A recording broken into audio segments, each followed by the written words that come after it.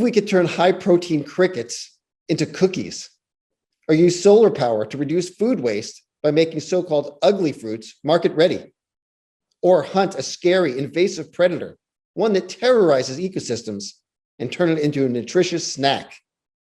These food-oriented solutions are not only possible, but you'll be meeting the innovators who've devised these entrepreneurial ideas today at the launch event for Goals Post. My name is Lance Gould, CEO of Brooklyn Story Lab, and I'd like to welcome you all to this launch event and briefly tell you more about what you'll be seeing today. In 2015, the UN unanimously adopted a blueprint for saving the planet, the Sustainable Development Goals, also known as the Global Goals. Goals Post is a new platform for surfacing the very best next-gen ideas to help achieve these global goals. The creators of these ideas are affiliated with our two flagship partners, the global nonprofits Enactus and UNLEASH. Enactus annually engages 72,000 students on 1,800 college and university campuses in 36 countries who compete with entrepreneurial solutions to the SDGs. Enactus has been around for 45 years and has 1.5 million alum. UNLEASH is a newer organization which annually convenes 1,000 next-generation thought leaders from more than 140 countries who similarly compete with ideas to tackle the world's greatest challenges. Before COVID-19 put its stamp on in-person gatherings, both organizations had showcase events in different host countries every year. Now, like with today's Goals Post event, the emphasis has switched from in-person convening to showcasing the substance of the solutions.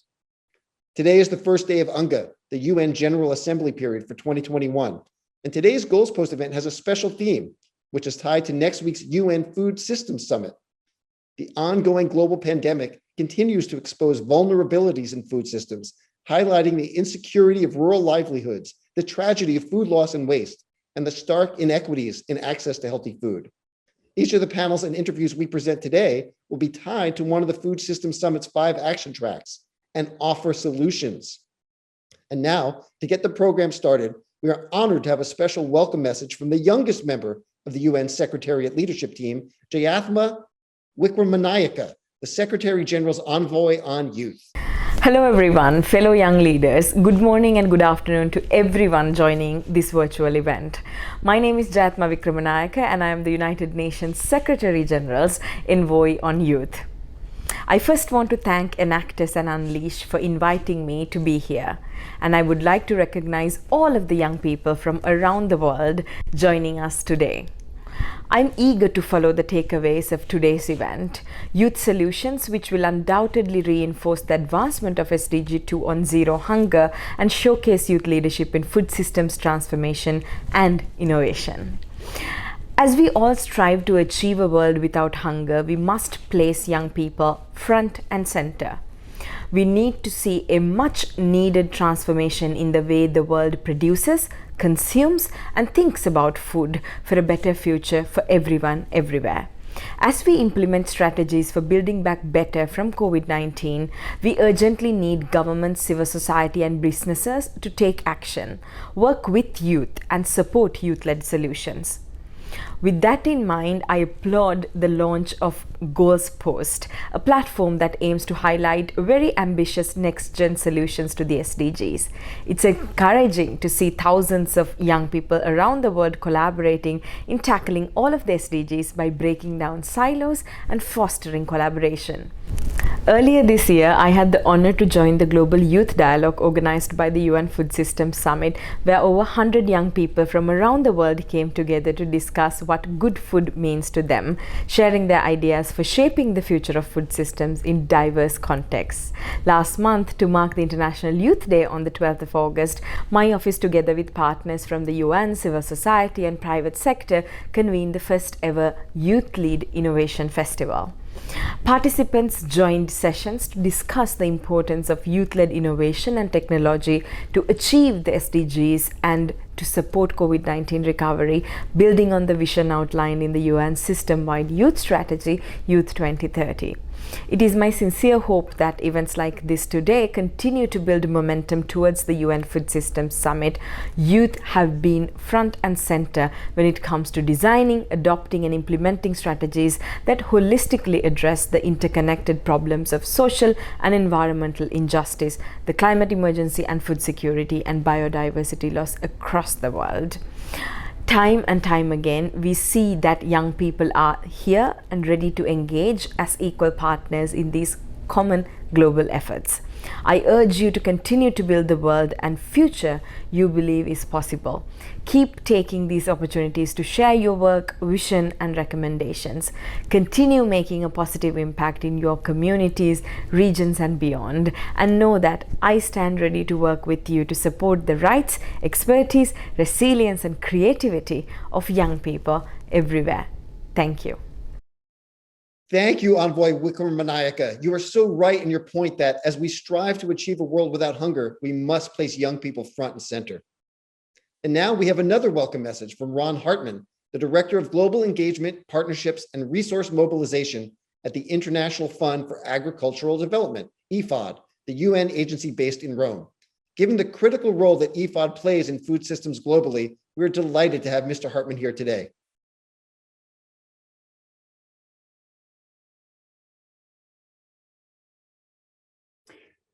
Esteemed colleagues and friends, I'm very pleased to have this opportunity to address you at the Goals post-launch event. I offer sincere congratulations to the event organizers, Enactus and UNLEASH, for convening this important event that brings together young leaders and innovators committed to finding global solutions for addressing the world's most pressing development problems. The International Fund for Agricultural Development, or IFAD, that I represent, is both an international agency of the United Nations and a development fund. Our vision is for an inclusive and sustainable rural transformation, one in which hunger and extreme poverty are eliminated, and every rural family in the world lives with dignity. We invest in the millions of rural people who are most at risk of being left behind. As you may know, the majority of the world's poorest and most vulnerable people live in the rural areas. They're on the front line and have the least capacity to deal with global challenges such as climate, conflict, and now, of course, COVID. We believe that the road to the 2030 Sustainable Development Goals passes through rural areas, and that poor and vulnerable rural people must have a voice and be part of the 2030 solution. I'd like to share with you three main messages for this important event. Firstly, today we stand at a critical juncture. The recent progress that the world has made in reducing hunger has stalled, and there is risks that recent decades of success are being reversed. Today, more than 820 million people go to bed hungry each night, and this cannot be acceptable in 2021. This urgent situation is the reason why, on the 23rd of September, the Secretary General of the United Nations will convene the Food Systems Summit as a part of the Decade of Action to achieve the Sustainable Development Goals by 2030. The Food Systems Summit will offer a catalytic moment for large-scale public mobilization around food systems. It will launch bold new actions to deliver progress on all 17 Sustainable Development Goals, each which relies on some degree on healthier, more sustainable and equitable food systems. The fact that today's event aligns with the Food Systems Summit and promotes the actions resulting from the summit is an example of innovative thinking and planning, which is needed to develop sustainable solutions to achieve zero hunger by 2030. My second message is that the 2030 agenda is a global and universal commitment to leave no one behind. Nowhere is the challenge of leaving no one behind more salient than engaging and including young people, specifically rural youth, in development solutions. The world, of course, is not short of young people. There are now almost 1.2 billion young people aged between 15 and 24. Almost 90% of them live in developing countries, and more than half of them live in the rural areas. As you, the next gen leaders and innovators, When you are thinking about your next entrepreneurial solutions, do consider the tremendous business and investment opportunity of rural areas, where just under half of the world's population lives. At EFAD, we are hugely optimistic for the future because of our work with young people. We've been working to address the unique challenges that young rural people face and have invested in multitudes of innovative measures designed to support and employ youth in rural areas. You should consider the same. Some examples are in Chad, the EFAD Young project creates resilient livelihoods by adopting methods to tackle changes in climate, increasing food security, and to promote more nutritious diets. In Egypt, for example, EFAD is working with the government to open up new areas for sustainable agricultural production with a focus on promoting young farmers. We also are extremely proud that last year, EFAD launched the Rural Youth Innovation Award in Latin America and the Caribbean. This initiative promotes youth-led initiatives that pave the way for bottom-up solutions in rural development. These are just a few examples of the engagement that we at EFAD have with young people around the world. Please do check out our website for further information. My final message is perhaps the most important, and this is around partnerships. Make no mistake, the Sustainable Development Goals can only be realized through partnership and cooperation.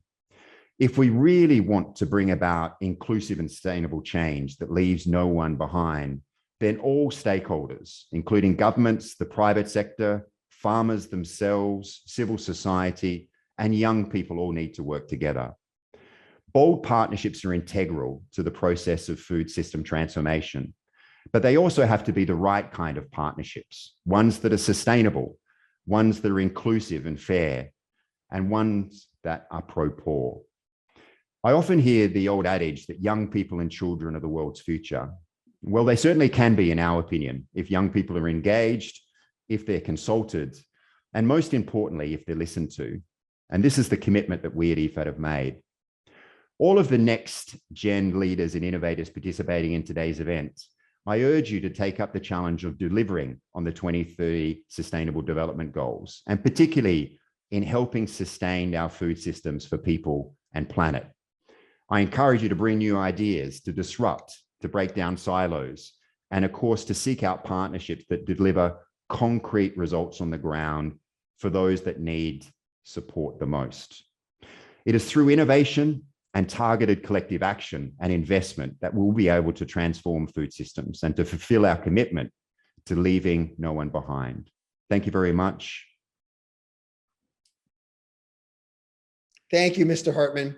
Now it's time for our first panel of the day, Strengthening the Chain.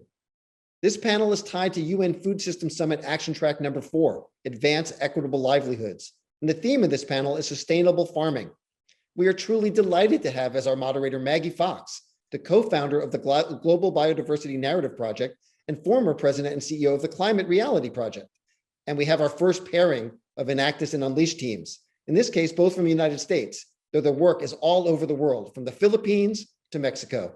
Over to you, Maggie.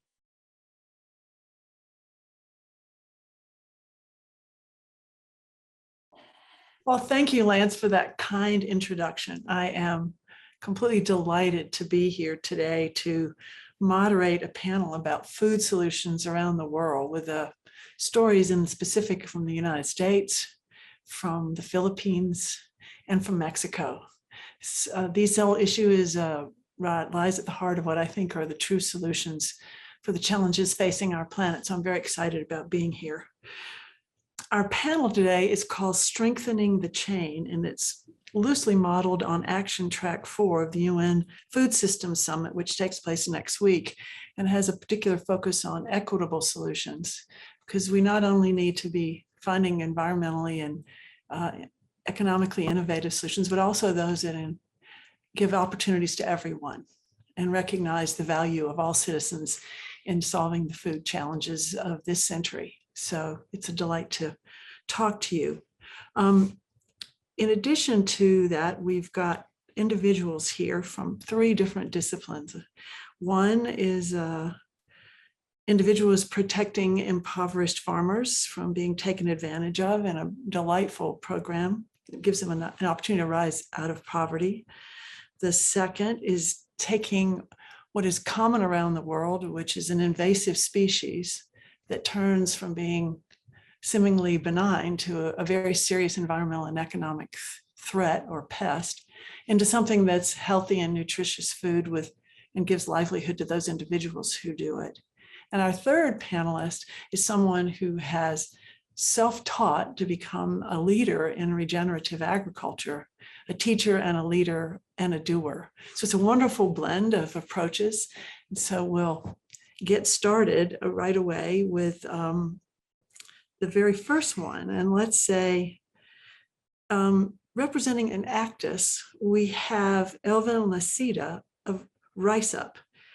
Elvin, can you give us an overview of this exciting project? Thank you, Maggie, for that question.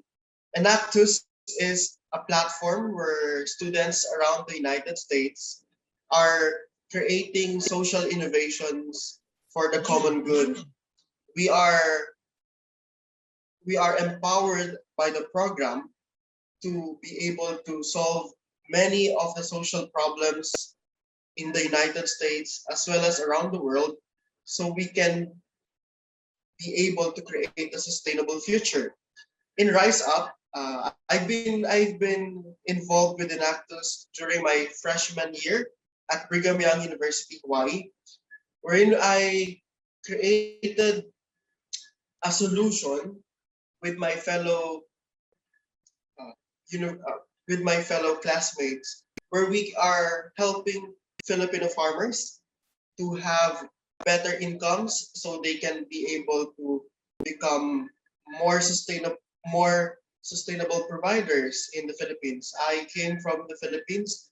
I am from a family of farmers, and the Enactus program enabled me to create a solution with the community so we can have a sustainable Philippine agriculture, not only now, but in the future.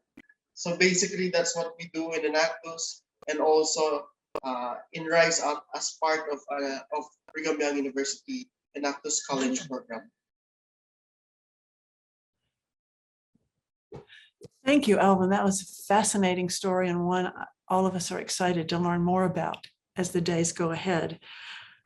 Our next speaker is Mike Mitchell, representing UNLEASH from Akari Fish, which targets a very seriously invasive species of fish, both in terms of economic invasion as well as environmental. Mike, share with us in 2 minutes, I know that's not enough, sort of the essence of your work. Sure. So thanks for having me. Everything started back in 2014. I went down to Mexico as a Fulbright researcher to work with fishing communities and fish farming communities. I soon, in my work, realized that main problem facing these communities was what they called the devilfish, commonly known as the placo or armored catfish. The devilfish has a very long history, but basically everybody hates it. That's why they call it the devil.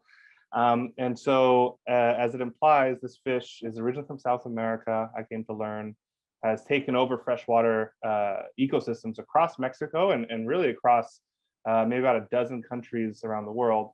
And in places that we work in Mexico, it accounts for up to 70% of wild fish capture and causes a wide range of environmental and economic issues. It eats the eggs of a lot of native fish species, for example, and it's caused fishermen's earnings to plummet. And so the concept of the work is really straightforward. It's been done with a lot of other invasive species around the world, and it's really just, hey, let's eat it. So we started creating a market for it locally in Mexico, working with chefs, corporate pantries, incorporating it in restaurants and so forth. And then one thing led to another, and we decided to actually make a jerky product out of it. Wow. The fish has some pretty unique properties, almost meat-like properties naturally. And so it turns out to be a really great jerky. And so in upcycling this fish into a jerky, we can create new, better jobs in these affected communities while helping remove and incentivize the removal of this fish from freshwater ecosystems across Mexico. I think you have a lifelong career doing this. There are so many places in the world where your model will be powerful for the Great Lakes and both plant species and animal. That's so exciting. Good job, Mike. Thank you. Thank you. Thank you so much. And our next speaker is John Kempf, who of Advancing Eco-Agriculture, which teaches farmers how to have both a higher yield and an environmental impact that is much less. Tell us a little bit more about your work. I find it fascinating, John.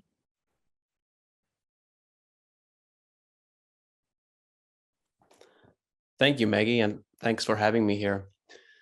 Our work at Advancing Eco-Agriculture started when I grew up on a family fruit and vegetable farm, and we experienced declining yields and ever increasing pest pressure in spite of ever intensifying pesticide applications.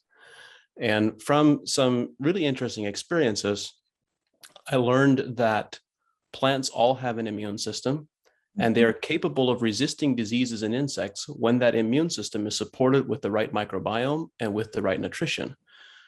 But in order to take that approach to plant management, we have to develop a completely different perspective and discontinue the use of, or reduce the use of fertilizers, reduce the use of pesticides, and so forth.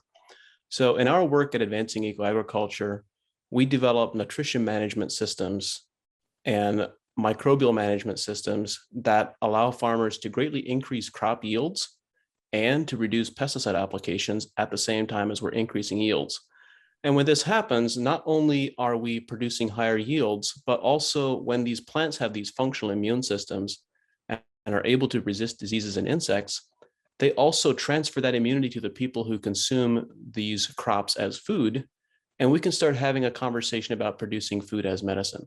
So the food is much more nutritious, has much more beneficial impact on people, also regenerates soil health at the same time. So there's this multiple layer of win-win benefit that comes about as a result of completely rethinking how we approach nutrition management. It's really a model based on the web of life, the cycle of the web of life. Absolutely. It's a model of seeking to enhance what plants are capable of rather than suppressing and killing certain parts of the natural ecosystem. And understanding the role of evolution and how plants, how they've evolved to have these particular properties and how they actually serve themselves, but other members of the ecosystem at the same time. That's fascinating. Thank you. Anything else you want to say, John? You look like you might be. Okay. On my own work, I do work on biodiversity, which is focused on the role of story as transformative agents about the story that we live in, which is shifting our relationship with nature, which both of you are doing, all three of you are doing in the world in very precise and very broad ways across the board. So let me go on to another question, if that's okay. Particularly Elvin, you grew up in the Philippines, surrounded by farmers, your grandfather and your grandmother and many others, and then stuck in a cycle of poverty, even though they were focused on growing food. Tell us a little bit more about how that impacted you and how it applies to the work you do. Growing up in a household that experienced poverty firsthand, it enabled me to see opportunity. So I can turn we can turn our poverty into prosperity.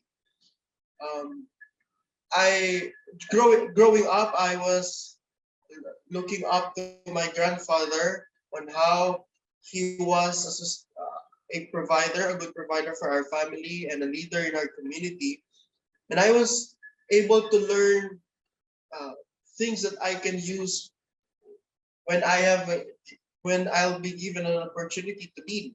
Right now, I am leading the community in Pampanga, Philippines. Also, while I was a student in Brigham Young University, Hawaii, my experience of poverty in a poor family enabled me to create goals, set plans, and collaborate with other people so that we can end the cycle of poverty from me and to my family and also to our community. And I'm happy to report that many families that are part of our program in Rise Up have increased their income. They have better income now, they have a better livelihood. Now they invest more in educating their kids and better healthcare, and as well as enabling more women in leadership positions in the rural communities where we are serving in the Philippines. And Mike, that was really great, Elvin. Thank you so much. Mike, tell us a little bit about your work with artisanal fishermen and how that relationship impacts the work, how that collaboration and partnership impacts the outcome of the work you're doing. Sure. So that's originally how I got my start. I was doing a lot of research, living out in some of these communities, working with the fishermen on different other projects. And so we sat down together and we came up with the idea to start processing and selling filet. So it was really a joint collaboration between myself as well as the farmers, the fishermen. The fishermen obviously bring a lot of skills like fishing and fish processing and everything. Yeah. And then I brought the marketing and the sales skills. I'd worked in seafood before. So figuring out how to connect the dots is what I say, where they could do the fishing and fish processing and we could make everything work. And so, yeah, I mean, it's a very integral part of what we do. A couple of the fishermen have become directors of the company now, and I talk to them every day. And we're really strong believers in reinvesting back in these communities. So a lot of the perks that we have or benefits include things like interest-free loans and English classes, different sorts of training and conferences, stuff like that, because we really believe in strengthening our community and our workforce, and that'll reap rewards for everyone involved. And a little bit more about what are the environmental and economic benefits of finding a role for a devilfish and turning it into valuable food? Of course, yeah. So first and foremost, the main motivating factor for us is all about livelihoods and job creation and income. So for example, our team on average earns about 40% more than they did before, or in other available jobs. And so for us, that really forms the basis of any other sort of, solution or program, is having better income, which increases access to education, healthcare, food, everything. And so that's first and foremost. On the environmental side, getting the fish out of the water helps restore native fisheries and fish stocks. A lot of folks just throw this fish away. So there's a lot of actually wasted food just lining the riverbanks in a lot of places in Mexico. And so it's not only giving the native stocks a fair chance at building back, but then also getting rid of that waste that's left on a lot of these riverbanks. Brilliant. That's quite impressive, actually.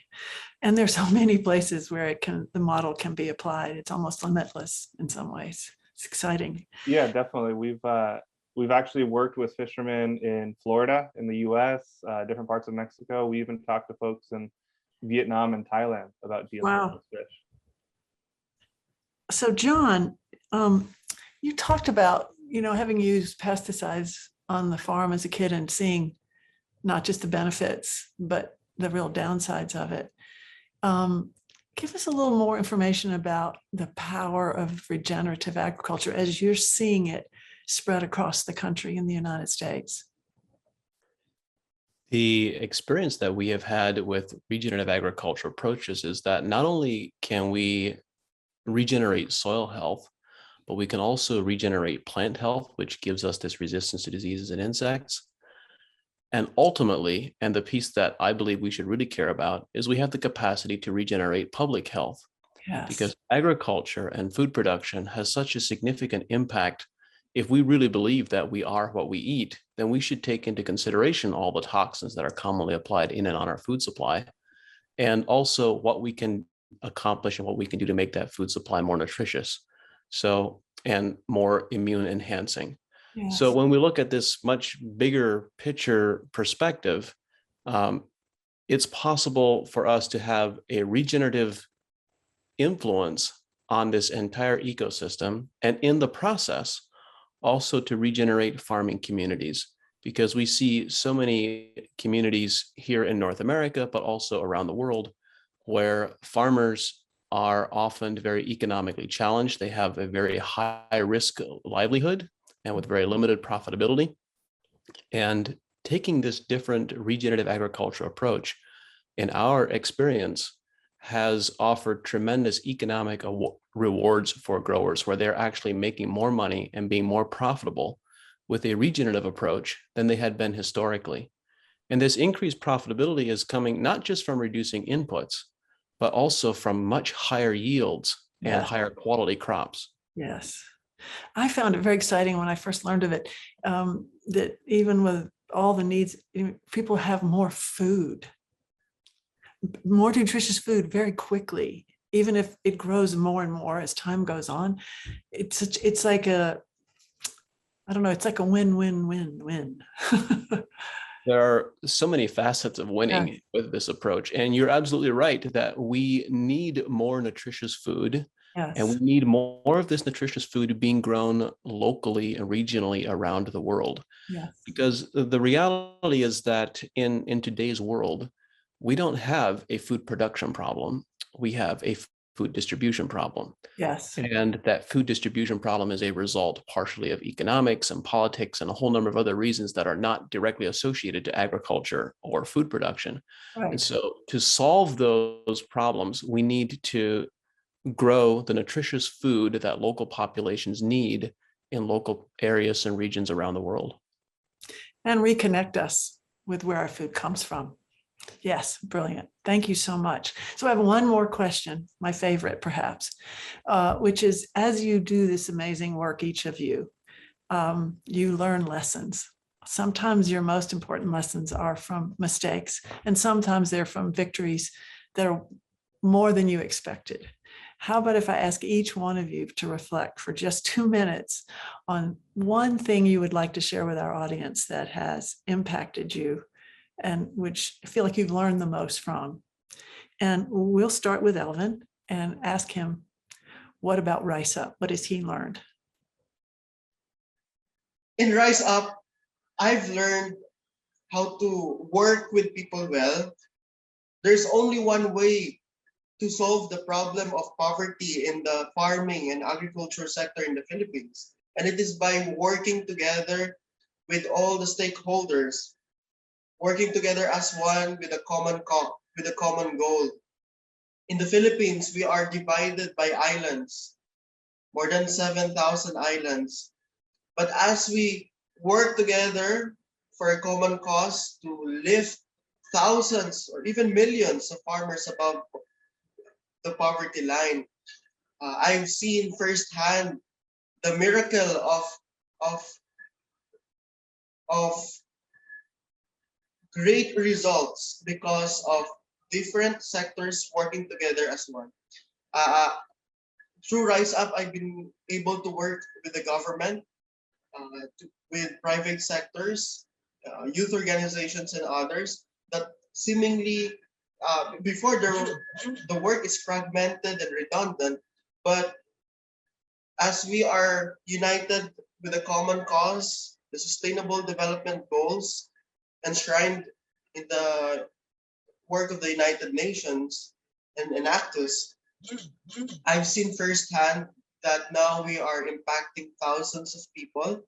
We have created, we have seen that we are achieving our key performance indicators. One farmer, Mr. David, is now experiencing better income because of our project.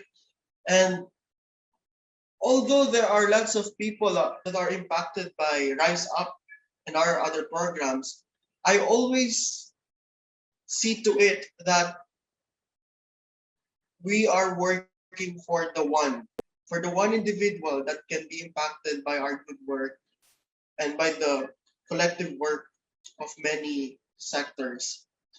So yeah, one thing that I've learned moving on as a young leader is the ability to work together with different people, because I know I don't have the monopoly of good leadership, but I can help gather resources, gather people for a common cause so we can have a better and sustainable agricultural sector in the Philippines and hopefully throughout the world.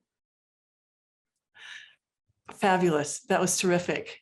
So Mike, what about you? One key lesson. I know there are many.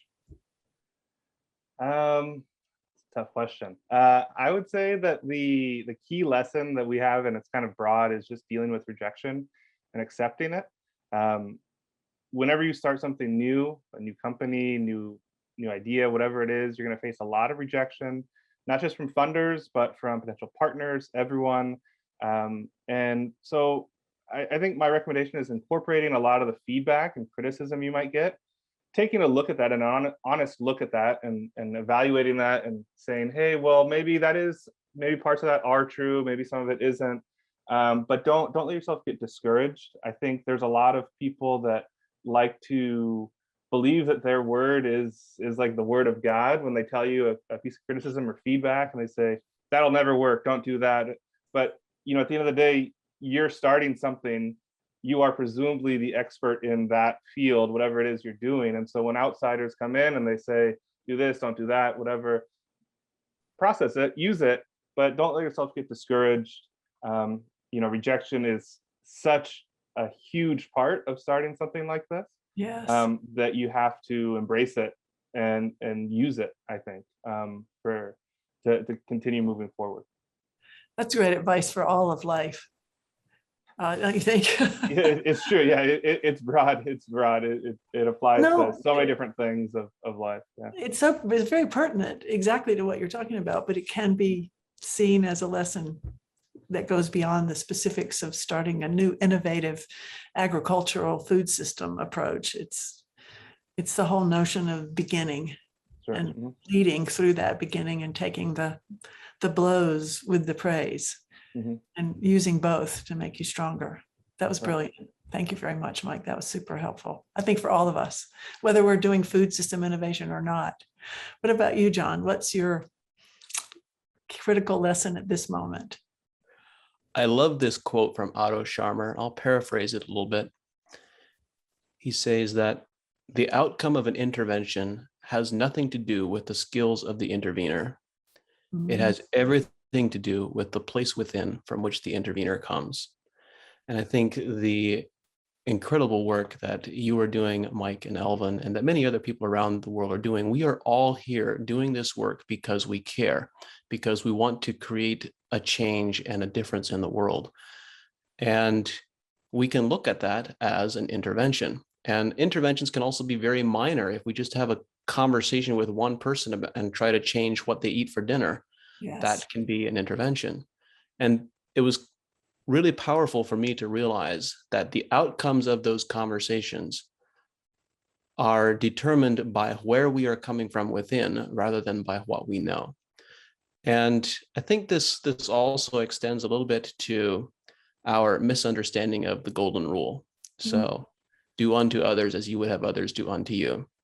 But when we ask people, what does the golden rule mean?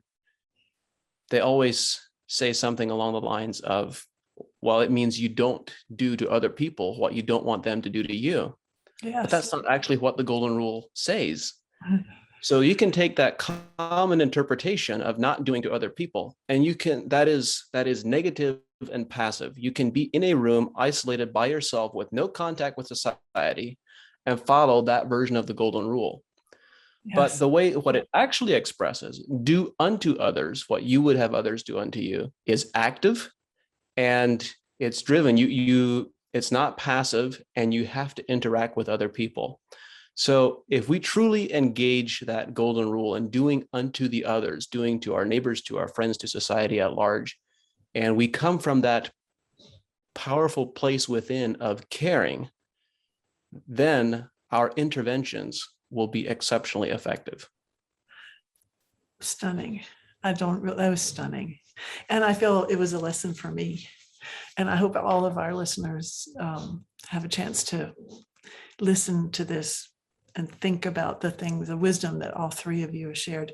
Interesting to me that all three of you are sharing something internal and not a technique, not a particular moment of success or one strategy versus another, but more about how to handle who you are in the process of innovating and the impact of not just the work, but inside who you are and why you're doing it. So I can't thank you all enough for this. I was delighted to be here. Now I'm honored to be here.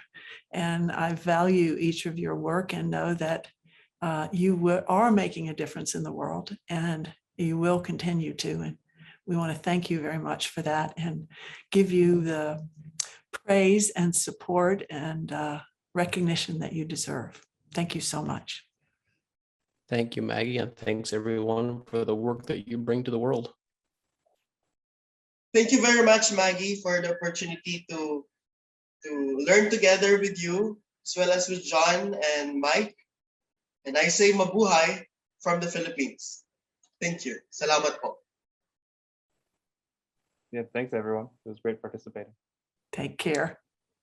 I look forward to meeting you all again in another non-podcast or webinar moment. That was a profound discussion, really. Thank you, Maggie, as well as Elvin, Mike, and John for your amazing insights and work. And now it's our honor to introduce a very special guest, the former president of the Republic of Timor-Leste and Nobel Peace Prize laureate, José Ramos-Horta. Note that this discussion was taped earlier because of the time difference between New York and Timor-Leste.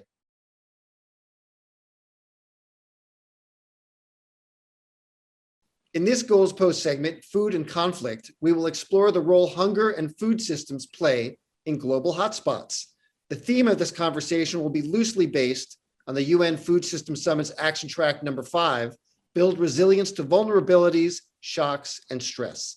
And there are few people more expert in the world to talk about issues of conflict than the Honorable José Ramos-Horta, former president of Timor-Leste and a Nobel Peace Prize laureate, joining us from the Timor-Leste capital of Dili. Thank you so much for being with us, Mr. President. Great pleasure.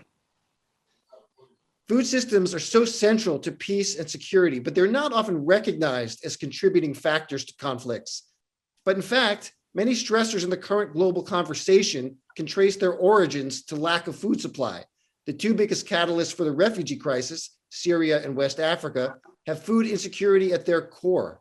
While we don't often think of food as a factor in conflict, how important a role do food and hunger play in keeping global peace? Well, I would start by saying that food security, enough food for every community, every family, good nutrition, ethical, moral issues for us humanity. There is no question about it. Beyond the issue of whether extreme poverty, disfranchising of communities, of alienation, discrimination, exclusion that cause tensions and conflict. Beyond any of that, in this 21st century, where there is trillions of dollars available, in the last 30 years, every year, the world economy adds something like $2 or $3 trillion more.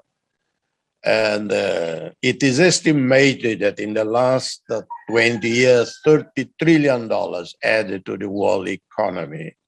And yet, we have hundreds of millions of people around the world who barely can have a meal a day. And when we talk about a meal a day for the communities, I know it is not like a proper meal a day. A plate full of rice, some chicken, some fish, some meat, some vegetables. No, it's just some very basic roots without nutrition. We stand indicted. We mean including leaders in my own country, in Africa, in Latin America, and also leaders of the richer countries, because foreign aid, the last 50 years, has failed to address the root causes of extreme poverty. And because there has not been much integrity, honesty in dealing with foreign aid. Much of the so-called foreign aid has been spent on consultants and more consultants, on studies and more studies, and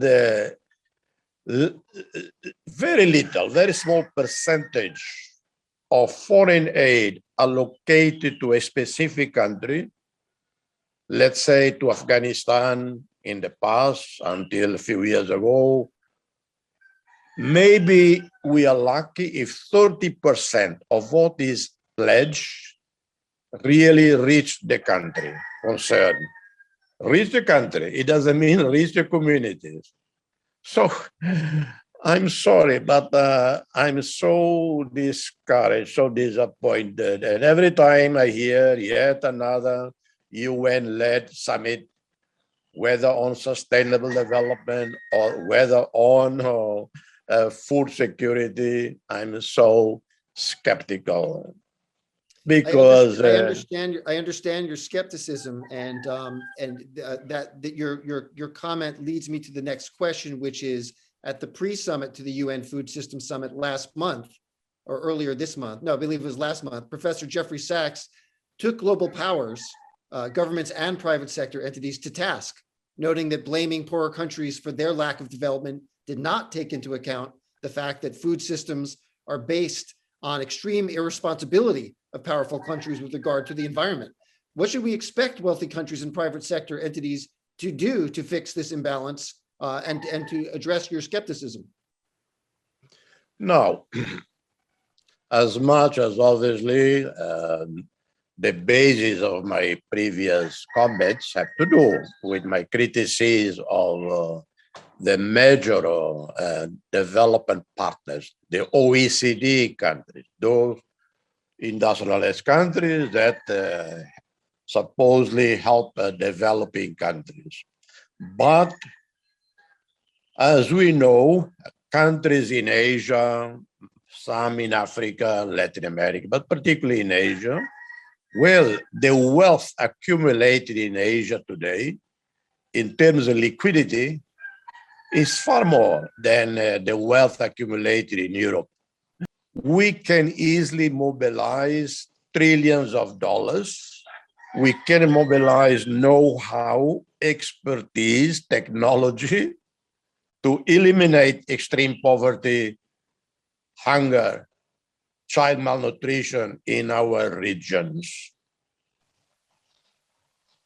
Well, there is a hopeful note there in terms of the rest of the innovation and solutions, because that's what Goals Post is really trying to surface, is the best solutions for the world's most challenging problems. But resilience is a word that comes up often in making sure ecosystems and economies are properly prepared for disaster. As the latest UN IPCC report notes that we're already seeing irreversible consequences from climate change, what can we do to be more resilient and to anticipate disasters? Well, you know, our peoples, when you look at the Indonesians, Filipinos, some in Mexico, Central America, people are incredibly resilient. You know, and these are not only people of the developing world. You know, Indonesia lives, and we are next to Indonesia, ring of fire, you know, of incredible natural disasters exacerbated by man-made causes. So we have this multiple twin impact on the environment. One is natural disaster, the shock, the collision of tectonic plates, Asia tectonic plates, we have earthquakes, we have cyclones, we have fires, and then we have what is caused by human beings. And of course, you know, if you look at the Indonesians, the Filipinos, the Japanese, different people, you know, different levels of development, what incredible, resilient people.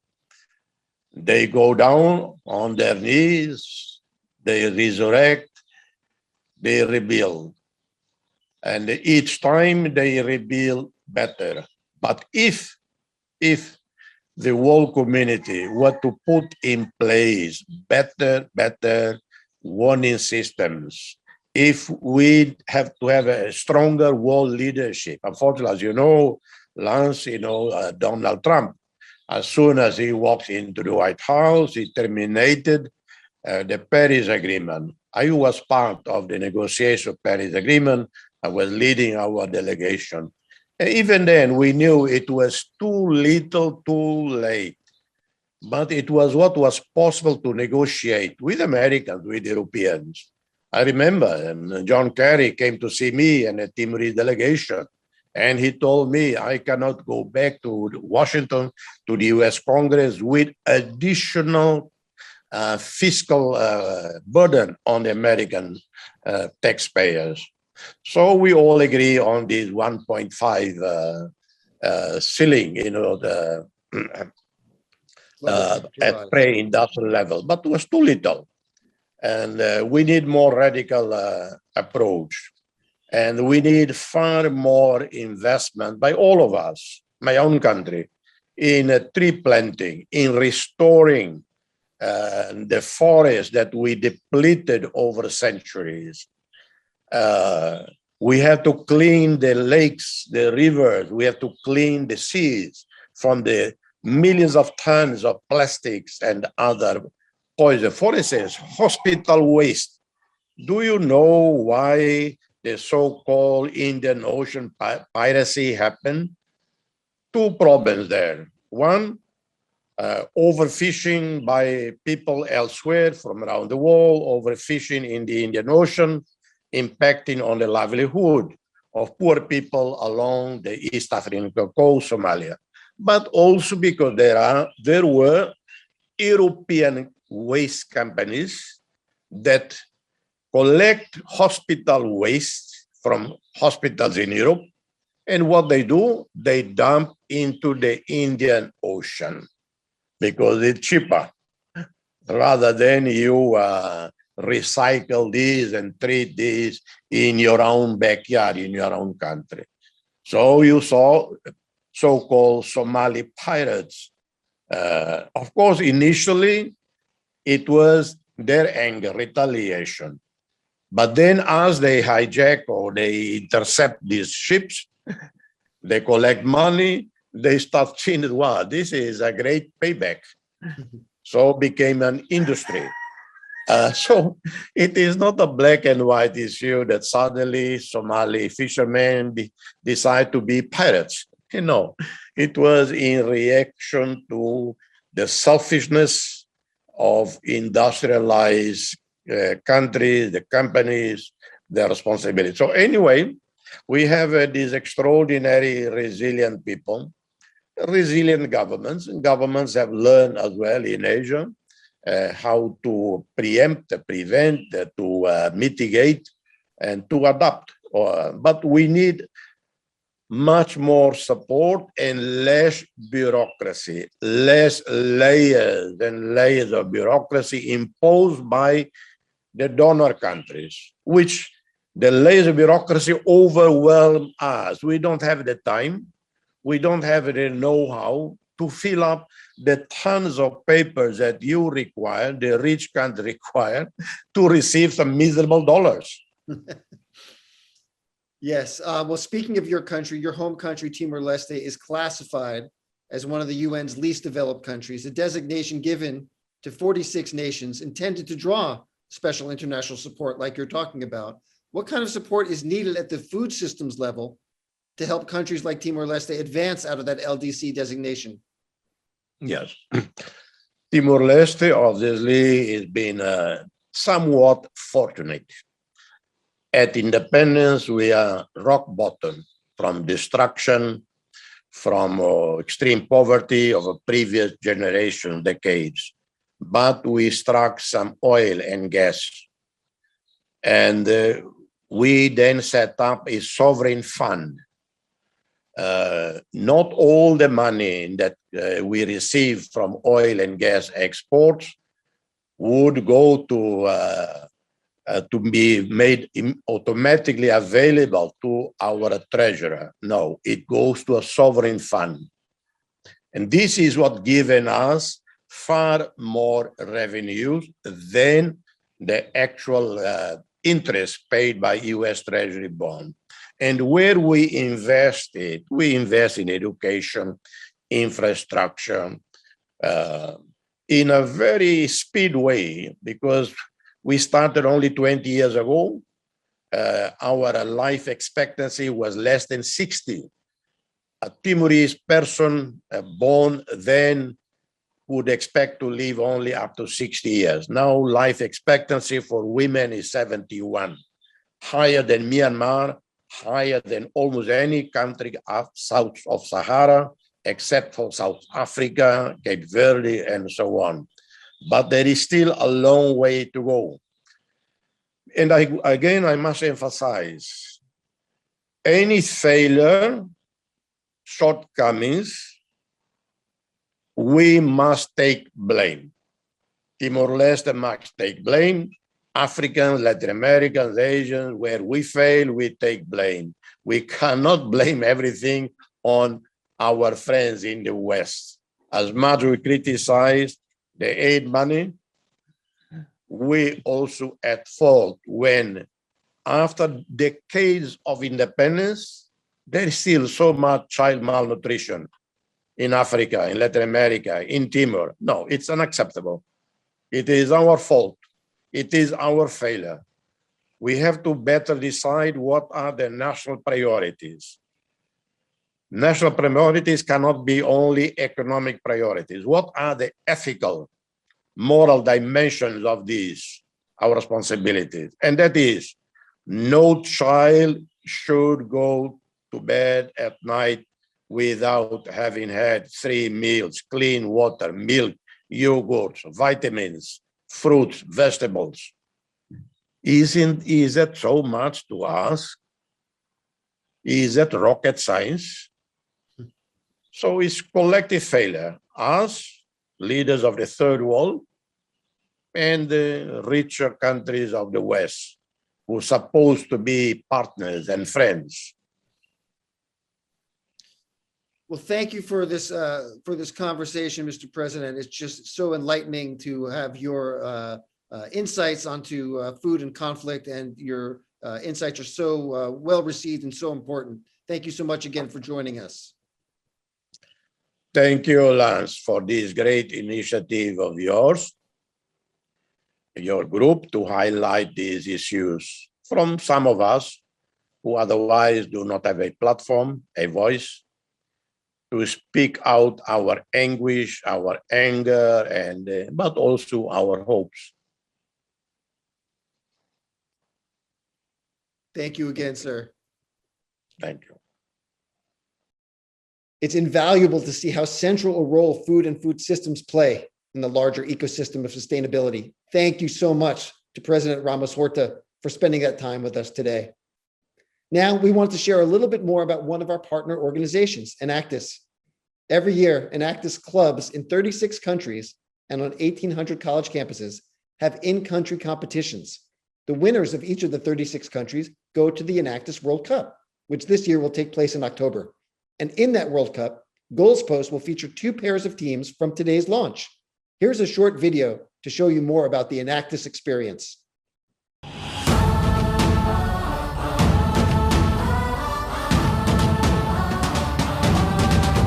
This is Enactus.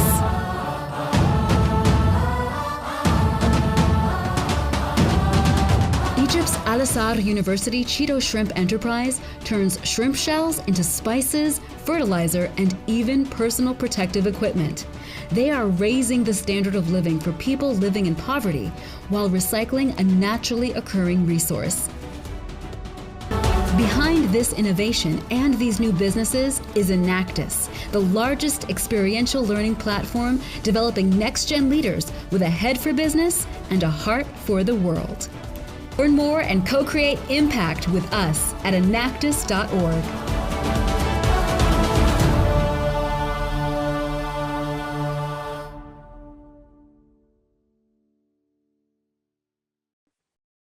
Now for our second panel, No Time to Waste, which is tied to UN Food Systems Summit Action Track number 2, Shift to Sustainable Consumption Patterns. And the theme is food waste. For this segment, we are thrilled to have Pato Kelasitsi as moderator. Pato is based in Botswana and is the host of the Sustain 267 podcast. And for this panel, we are introducing teams from Kenya. The floor is yours, Pato.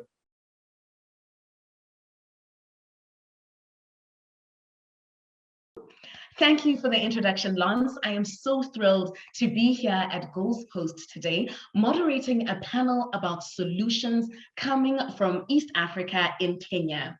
Like Lance said, my name is Pato Kelasitsi, and I host the Sustain 267 podcast, which is conversations about climate change, its impacts and solutions in and from Africa. Today's panel is the panel we're in now is the No Time to Waste panel, which is aligned and loosely modeled by the action track number 2, Shift to Sustainable Consumption Patterns of the United Nations Food Systems Summit, which shall be taking place next week. I am honored to be joined by 3 people who are dedicated to doing innovative work to combat food waste and food insecurity in Kenya, solutions that can even be scaled to other parts of the continent and the world. I'm excited to be joined by some incredible talents, including someone who is using sunlight to fight food insecurity, someone who is turning ugly fruit into profit for farmers, and someone who is turning crickets into biscuits. I shall now invite our panelists to tell us about their projects and how through their projects they are addressing Sustainable Development Goal 2, Zero Hunger. Now let's meet our panelists. Representing Enactus, we have Jadiel Muimenyi of Project AgriRaise. Jadiel, please tell us about your project. Okay, first of all, thank you for having me in this panel. I'm very delighted to meet all of you. I am representing Project AgriRaise aims at reducing post-harvest losses, increasing food security, and achieving SDG number 2, Zero Hunger, in Kenya and Africa through construction of solar dryers that are quicker, safer, efficient, and alternative means of drying crops. Our solar dryers are made up of polythene sheets, wood. These are very locally available materials around our area. And currently we are targeting the small-scale farmers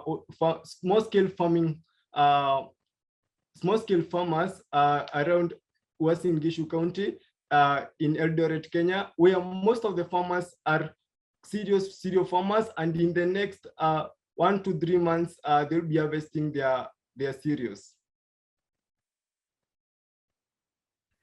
Thank you, Jadiel. As someone who is a huge fan of dried fruits, I look forward to seeing that project come to Botswana. And now representing UNLEASH, we meet Didius Mzirai of Mucho Mangoes. Didius, please tell us a bit about your project. Thank you so much, Pato. It's really nice to meet you. I'm so excited and glad to be here. My name is Didius Mzirai, and I'm the founder and CEO of Mucho Mangoes Limited. Mucho Mangoes is a social enterprise that is based in Taveta, southern Kenya, rural Kenya. And our mission is focused on empowering rural smallholder farmers, more specifically mango and banana farmers. We are focused on helping them and supporting them to produce the best quality mangoes and bananas. Then we provide them with a ready and reliable market for their produce. Most importantly, Pato, is that whatever I'm doing is actually my childhood passion. This is my childhood passion organization. You see, where my organization is based, I was actually born around here. And it happened that I was born in a very poor family setting. So because of that, I was always in and out of school for lack of school fees. And again, because of that, I had to work during my school holidays, picking mangoes and packing mangoes for middlemen. And that is actually where I witnessed firsthand where farmers are being exploited in terms of pricing and in terms of their products not meeting international market standards. So I just grew up saying one day I'll do something about this because like half of the farmers' production was not meeting global market standards and they were left down as rejects. So that was food being wasted. So I just grew up saying one day I'll do something about this. And that is why I started Mucho Mangoes to support farmers to produce products that meet global market standards. And then we provide a ready and reliable market for their produce. That's quite inspiring, making a childhood dream become a reality and help your community. And finally, on the panel, we have Dr. Mary Orinda, a food scientist at Jaramogi Oginga Odinga University, who is doing some incredible work with insect farming. Dr. Mary? Thank you, Pato, and thank you for the organizers for this opportunity to be here and to share what we are doing at our institution. I'm Dr. Mary Orinda from Jaramogi Oginga Odinga University of Science and Technology from School of Agricultural and Food Sciences. At our institution, one of the ninja areas is food security, and the institution is gearing towards this by creating a directorate of INSEFood. INSEFood is an acronym of Insect as Food and Feed. This is a directorate that was supported by World Bank in the ASSE2 project. Our main aim at the INSEFood ASSE2 project is to strengthen selected higher education institutions to deliver postgraduate education and build collaborative research capacity in regional priority areas like agriculture and food security. Up to date, we are training around 155 postgraduate students to come up with innovations along the insect value chain. Currently, we have different products that we are developing and we are rolling out to farmers around Lake Victoria region. Of importance is juicer cricket that we have patented, and there are other products that are on the pipeline. Thank you, and I'm privileged to be here. Thank you, Dr. Mary, and that was our panel. My next question, as we try to link this closer to Action Track 2 and food waste, Jadil, you and your team are using some very interesting technology in your product, such as wood, to combat food waste. What are some of the challenges that you have faced in your journey thus far? Okay, speaking about the challenges we have faced so far, is since we are a student, we are facing a lot of financial constraints in implementing and scaling our project. So far, we have been working to scale our project from county to county levels. That's from here we are in Western Gishu County. We are working to spread our solution in other counties like Meru County, Kitui County, Machakos County. Financial constraints is one of the biggest challenge. Also, the other challenge may come in terms of resources. Like we are still finding a better mechanism, better materials to improve our solar dryers. Our solar dryers currently are using wood, but we face difficulties while transporting the solar dryers, since the polythene sheets get torn on the way, the nails dispatch from the wood. So we are working to get partnerships so that we can get materials like the plastic poles, galvanized steel, to increase the longevity of our solar structure. Thank you for sharing that Jadil. Didas, when you spoke of, in your introduction, you touched on this being a childhood dream for you. And on your website, Mucho Mangoes, you mentioned how you've gone from hating mangoes and having a very difficult relationship with mangoes to now absolutely loving them and them being a passion for you. Do you mind sharing that journey, that personal journey with mangoes with us? Thank you so much, Pato. As I said, this journey for me started when I was very young, when I was actually still in primary school. So I had to work. That was child labor then, but I had to do that to make ends meet.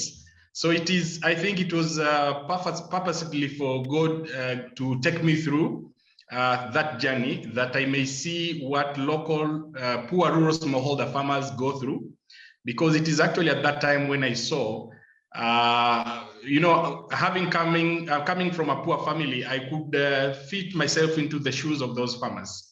So I could see the quality of the produce.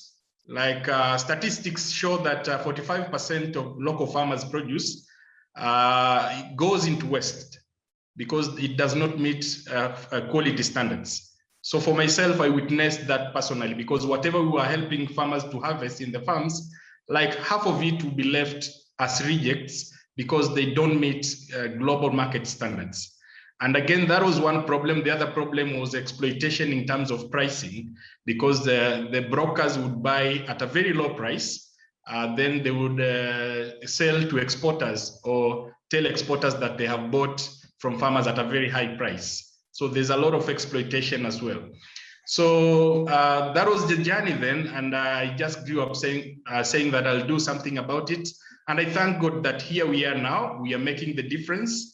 We are working with farmers as a fair trade partner. We are not just engaging them as the brokers would, but we are actually mobilizing farmers together with other stakeholders, including farmer groups, including government and donors, bringing farmers together, empowering them in terms of training and production support, giving farmers the necessary skills, the tools and resources they need to produce the best quality products that meet global standards. And then after helping them to produce better quality products, we don't just leave them at the mercy of brokers again. We provide them with a market that is ready and reliable to them, and a market that is devoid of exploitation, in that we actually negotiate pricing with the farmers depending on the prevailing market prices.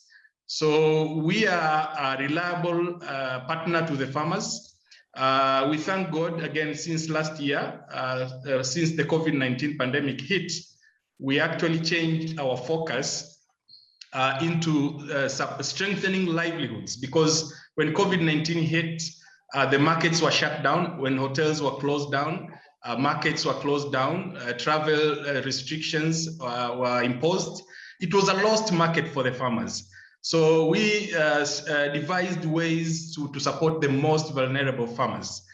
So we decided to select vulnerable farmers, but mostly women farmers, including widows, single women, older women taking care of orphans and other vulnerable children, and young women who are not married but are financially deprived and who depend solely on small-scale farming for their livelihoods. So those are the farmers we have been supporting, providing them a market, even when the market is not there, because we have technologies like solar dryers, which enable us to buy and extend the shelf life of these products, so we can provide a market for these farmers at any given time. So part of this is the work that we are currently doing. And since last year, May, we have worked with more than 500 most vulnerable women farmers here in Taita Taveta County. Thank you so much for sharing, Didius. I think a theme that I'm now seeing now is technology, which I think once again highlights the importance of technology. And now moving on to your work, Dr. Mary, you are doing interesting work when it comes to insect harvesting and farming. And please tell us more about how crickets and other insects may be a solution for the future when it comes to food security. I'm particularly interested in your project because one of my favorite indigenous snacks are mopane worms. So if there's a way that that mopane worms can help in addressing SDG2, I am happy to help and even happy to send you a sample. Please tell us more about your project. Well, tell us more about how crickets can be a solution. Thank you, Pato. At our directorate, the ASE 2, we not only deal with the crickets, but we are dealing with other insects, edible insects. We have the mopane worm, we have the black soldier fly for feed, we have longhorned grasshoppers.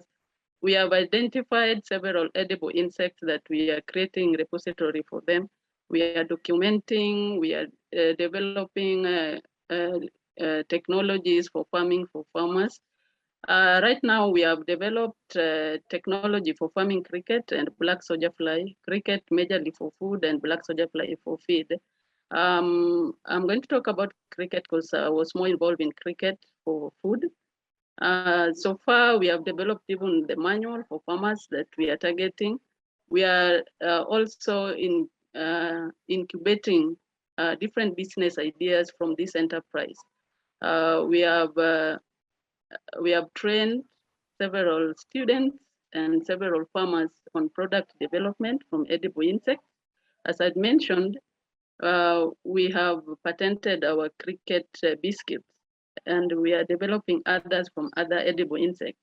Right now, if you go to the KIPI website, we have a patent for Justa cricket biscuits, which right now we are in collaboration with somebody who can commercialize it. Again, as you know, cricket or food consumption is cultural. And for people, farmers, and the target group to accept edible insect product, it must be transformed into a manner that is palatable. And that's why we are developing different products from this insect. That's why we are adding value to these different insect products. And so far, we have trained several farmers. We are also training students. We have a pool of, it's multidisciplinary. We have a pool of farmers, a group. We are developing the whole value chain, a group that is acting as aggregators for the small scale farmers. We also have a group like the JDL's group, the Enactus group that are developing different business ideas, different products that are economically viable. And this is also in line with our institution's enterprise development, which we have a directorate dealing in that. So our directorate, the ASE2 INSEFood project, has prioritized product development from insects, and also targeted people around through dissemination of information on how to rear this insect for food security. Thank you so much for but of importance, what I wanted to highlight is that due to modernization, rolling out this technology, the young people like Jedel, I think like you, will not want to test insects as whole. So acceptability has been a problem for the young generation. The old generation had been eating, entomophagy has been with us. So we have been dealing with the acceptance or changing of attitude. Again, in this sector, using insect as food and feed is a new thing. So we are lacking a comprehensive policy guideline on how to use these insects as food and feed. But I'm happy to say that we have a draft right now in Kenya, a policy draft that is supposed to be adopted on use of insect as food and feed, which we have really contributed to. Thank you. Thank you so much. That's quite a bit that you've got going, and it's very inspiring. Once again, technology, and something that also stands out to me from the approach that all of you are taking is how holistic your approach has been. And Dr. Mary, I will assure you, when those biscuits are ready, I will try them. As a millennial and a new generation person, please do reach out. And then as we look to conclude our panel for today, I'd like us to maybe now take a reflective look. What's the one bit of advice that has been particularly useful to you in this journey? And particularly if there may be any mistakes that you've made that you'd wish to highlight that others who wish to go into the same path should take note of and can use going forth. I think this time we can Jadil once again, and then Didius, and then Dr. Mary. Okay, thank you very much for the question. First of all, let me start by saying that full loss and waste occurs at various points along the value chain. That is before crops are harvested, through harvest, drying, transportation, and also on the dinner table. Sometimes I will find it that the loss occurs in small quantities, and these quantities seem so insignificant, but the effects are so bewildering. So Project AgriList is tackling a small cog in the wheel of full loss and waste along the value chain in a small but massive way. This is through construction of solar dryers, an alternative means of drying that is quicker, safer, efficient, and also helps farmers to increase the lifespan of their produce. After drying, actually we are advising the farmers to store their cereals using the Amatic technology so that they can have a longer life without contamination, without being affected by dust, and also to also enhance hygiene, and also reduce the use of chemicals that maybe may cause diseases like cancer. So our success as Project AgriList is that our first prototype worked. Our target group, the small-scale farmers, accepted our solution to dry their produce. Through the Project AgriList, we have networked, we have built connection. We are ready, and actually we are getting the real world experience. And we are also proud we are helping farmers preserve their food produce. We are also enhancing achieving goal number 2, SDG number 2, that is zero hunger. Our first mistake, I may say we made a mistake when constructing the prototype. We didn't put the moisture content as a consideration. I may say we were not very much enlightened about the moisture content. So while testing our prototype, we actually found some difficulties, because actually the one shelf of our solar dryers, the maize, went spoiled. After that, we countered this challenge, because for us as enactors, as Project AgriList, we see opportunities where there's challenge. So we countered this by ensuring our solar dryer as an outlet vent. And also we went a step ahead to sacrifice the small finances we earned to purchase the grain moisture meters to measure the moisture content. And now we measured, actually we articulated that after, for example, a crop like maize, you can dry for 2 to 3 days. It will have reached the right moisture levels of 13 to 14. So that was quite in order.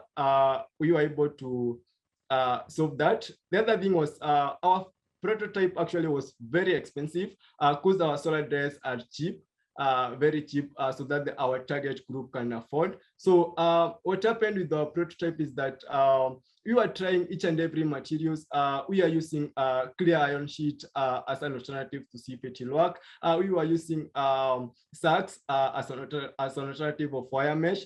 We were trying to get some other better materials on how we can improve our prototype. And by time we saw that our prototype was too expensive for us, but now we settled to using wood and polyethylene sheet and wire mesh.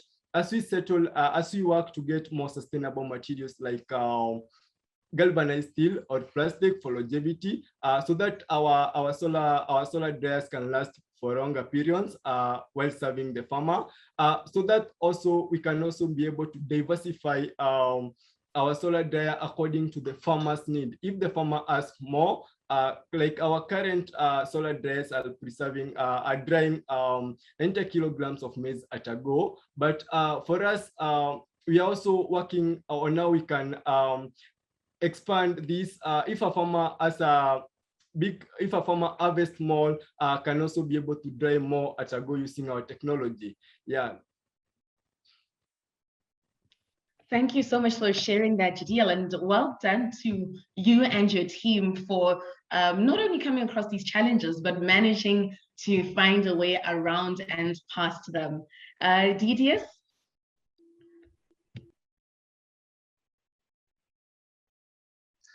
Yes, Pato, thank you. Thank you so much. For me, I would say that in this journey, empowering rural smallholder farmers as a social entrepreneur, I have learned that social entrepreneurship is not for the faint-hearted. So one must be very passionate about the subject that they have chosen or selected to work on. You must be very passionate about it.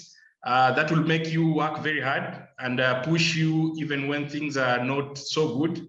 But again, one needs to also make sure that they find the right good people who are also very passionate about the same subject, or who can actually buy into your vision, and be ready to support you to achieve that vision. So if you are passionate about what you're doing, then you find the right good people who are also passionate like you, or who can buy into your vision and work towards achieving, support you in working towards achieving that particular vision. Then it is possible, because whatever comes, when things are doing well, when things are not doing well, you guys will still be sticking to your cause, to your mission, because it is something that you're passionate about. So that is something I would really advise every entrepreneur out there, that they must work on something that they're very passionate about.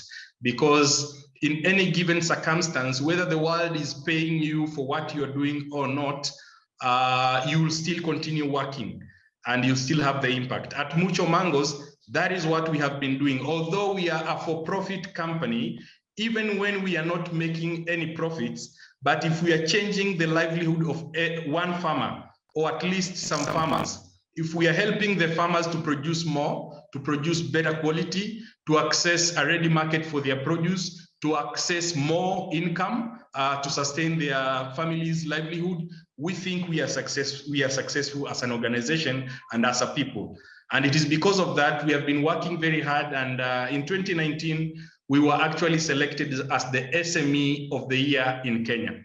That would not have been possible if we were not working for our passion, and we were not focused on achieving the vision, which again is not about us, but the rural smallholder farmers that our organization seeks to serve. Thank you so much. Thank you for sharing that, Didas, and congratulations on the award. Passion, and in there I saw you sneaking in partnership, so once again another SDG 17 making an appearance there. Dr. Mary. Okay, thank you, Pato. Thank you. You know, as an institution, when you are dealing with the research, what can work in the lab might not work outside there. And contributing towards zero hunger, it's a complex thing.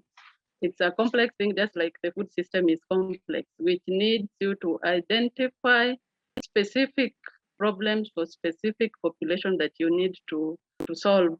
And you need to take into consideration their local resources that they have.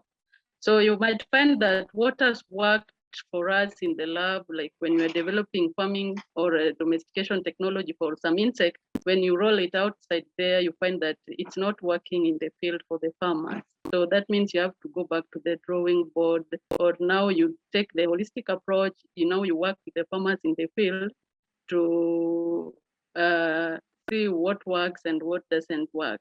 Again, from my research experience and rolling out the research output to the farmers, you find that farmers, they will not adopt whatever technology all at once. So it's a gradual thing that you need to be very patient and wait. You need to be very, somebody who can influence people to see what to buy into your idea, just like what Didas has said. So it needs a lot of patience, it needs a lot of persuasion, it needs a lot of influence for the target group to buy into your idea. Again, contributing to zero hunger is something that needs each and everyone's contribution. Like the institution alone, as a research institution that is geared towards solving problems towards malnutrition or towards hunger, we cannot work alone, and we need other stakeholders and other partners to work with. And so far at our institution, we have created partnerships with NGOs, like CBOs around, with the industry players to help us in commercialization of our research input. Again, you find like in the sub-Saharan Africa, the young Turks don't like courses that are agricultural related. So we are coming up with innovative ways of making agriculture very attractive to these people through research. And that's why we are even coming up with business incubation centers, entrepreneurship in agriculture to attract these young Turks into agriculture.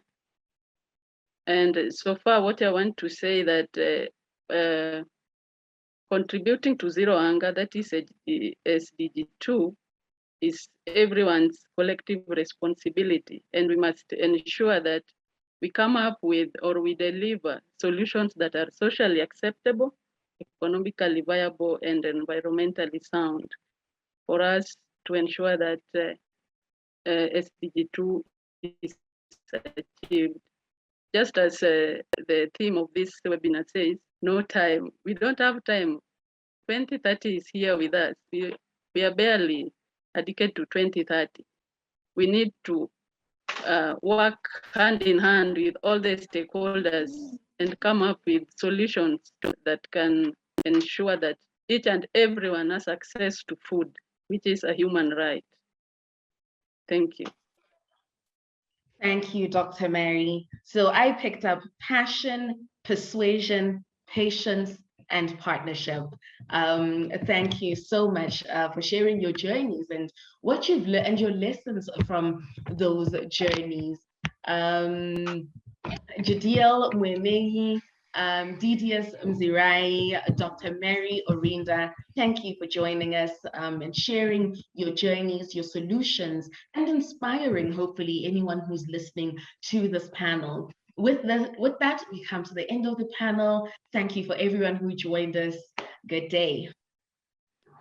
Thank you. Thank you so much, Pato. Thank you. Cricket cookies, truly incredible, innovative work. Amazing projects from Mary, Didas, and Jadil. Thank you, Pato, for leading such a riveting discussion. I met Didas of Mucho Mangoes in 2017 when he was a participant in the very first Unleash in Denmark. Since then, Unleash has convened its annual events in Singapore and China and was poised to bring the event to another destination last year before COVID struck. But here is a video to show you how dynamic and innovative the Unleash program is. In the beginning of 2020, the Unleash team was working on securing the next location for Unleash Innovation Lab. But then COVID-19 started spreading, and social distancing and lockdowns occurred all over the world. To support our community, we quickly set up the first hackathons focusing on COVID-19, which took place across 6 time zones. This success kickstarted a whole new hacks program, beginning this fall with 16 teams all over the world and resulting in nearly 500 new Unleash talents. We launched the second Unleash Plus with Chemonics as the lead scale partner, and this time we've had even more teams, facilitators and experts working together online. We're also initiating our new ambassador program, which will allow for more focused engagement across all regions and SDGs.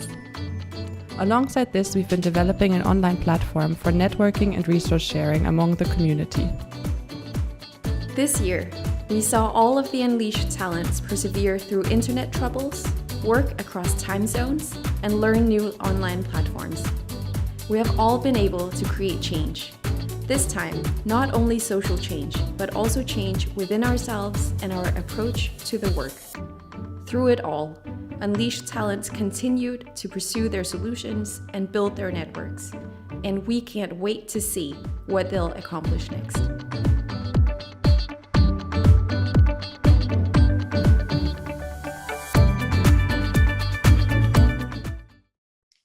This next segment is tied to UN Food System Summit Action Track number 1, ensure access to safe and nutritious food for all. And we are so lucky to have the participation of the UN's newest agency, the UN Technology Bank for Least Developed Countries.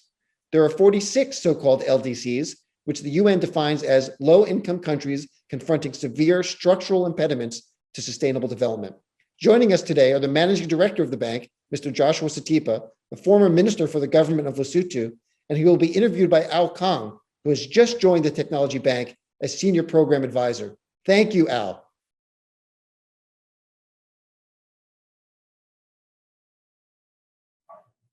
Thank you, Lance. Thank you for having us here today. I'm Al Kang, and here we have Mr. Joshua Satipa, who's the funding director of UN Technology Bank for LDCs. So without further ado, we're going to cover several interesting and important topics related to technology, youth, and social entrepreneurship. Here we come. The first question for you. As the funding managing director of the UN Technology Bank for LDCs, Mr. Satipa, could you please tell us a little bit about how the bank functions and what's unique about its development approach, especially relating to science and technology? Over to you.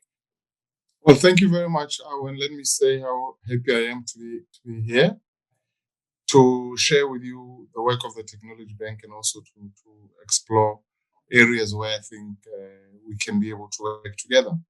The Technology Bank was established, the decision to establish the Technology Bank was taken in 2016 by the General Assembly of the United Nations, and it was operationalized in 2018. The rationale behind the establishment of the Technology Bank was that as the world moves forward, as the world embraces technology to improve daily life, address a whole range of issues, there's a group of countries or a group of societies that seem to be lagging behind. And the gap between them and the rest of the world is growing. So unless there is a dedicated effort, global effort, to help them address their limitations towards being able to embrace technology and fully exploit what it offers, they will never be able to catch up with the rest of the world. That, in a nutshell, is the rationale behind the establishment of the Technology Bank. How can the development community mobilize support around helping the poorest countries in the world, and there are 46 of them, to leapfrog, to benefit from technology developments and address a whole range of issues from food security to climate change to inclusive growth. Technology can help them, but how do we help them build that capacity? So that has been, that is the rationale and that is the focus of the Technology Bank. Thank you, Ms. Satipa. So that links directly to the second question. As we're addressing the community members from Enactus and UNLEASH today, could you give us an example to help us all understand how the science and technology could make a difference in the LDC, least developed countries community? As you mentioned, there are 46 of them. Do you have examples how the bank has been doing in those areas? Over to you. Okay, let me start with an example that all of us today can relate to. 16, 17 months ago, nobody had ever heard the word COVID-19. It was a disease that no one had heard of. Nobody knew anything about. And the entire world, including the richest countries, were all stunned. They did not know how to react to this pandemic. But fast forward to today, there are more than 10 vaccines that are available. And that could not have happened if there was no science, there was no technology, there was no innovation, and there was no global partnerships. So the power of science and technology and innovation, this is how it can make a change in our daily lives.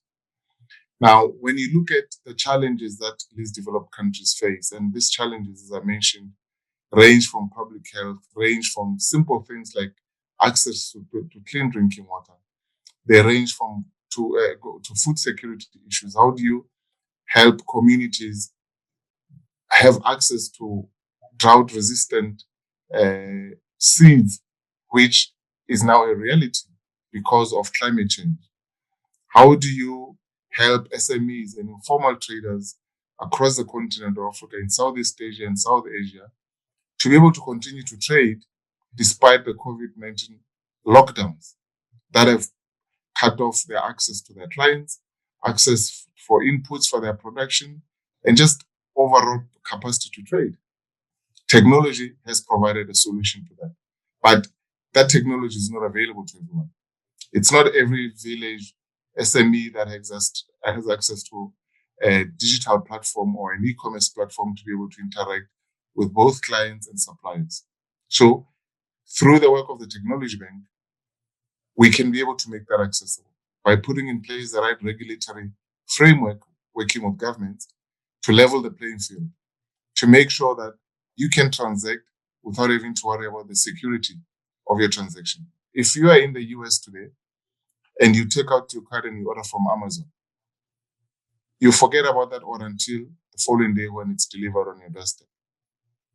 But in some countries, you place that order and you then worry until it's delivered because you're not sure whether your credit card information is going to be abused, whether the parcel will actually be delivered in the form you wanted at the time you expected it. As they say, you click and pray.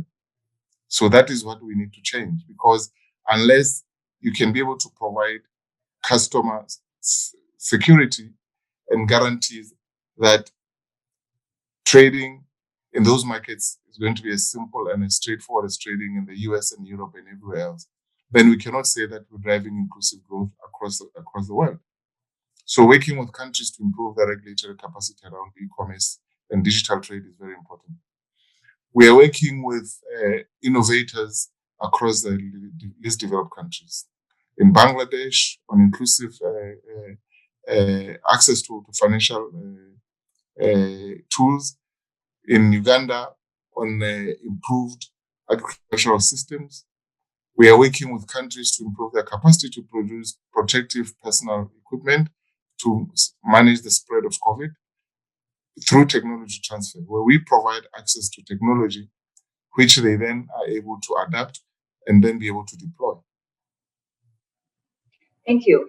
I think from what you said, we hear that science and technology is an ecosystem, that it has so many parts, going from investment, going from how do people react in crisis, and how do partnerships are formed to deliver results.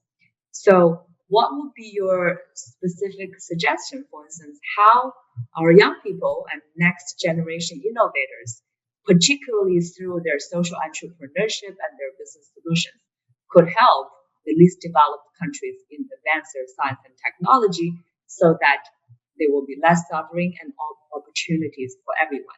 Especially, could you give us an example about food security issues, since you just mentioned?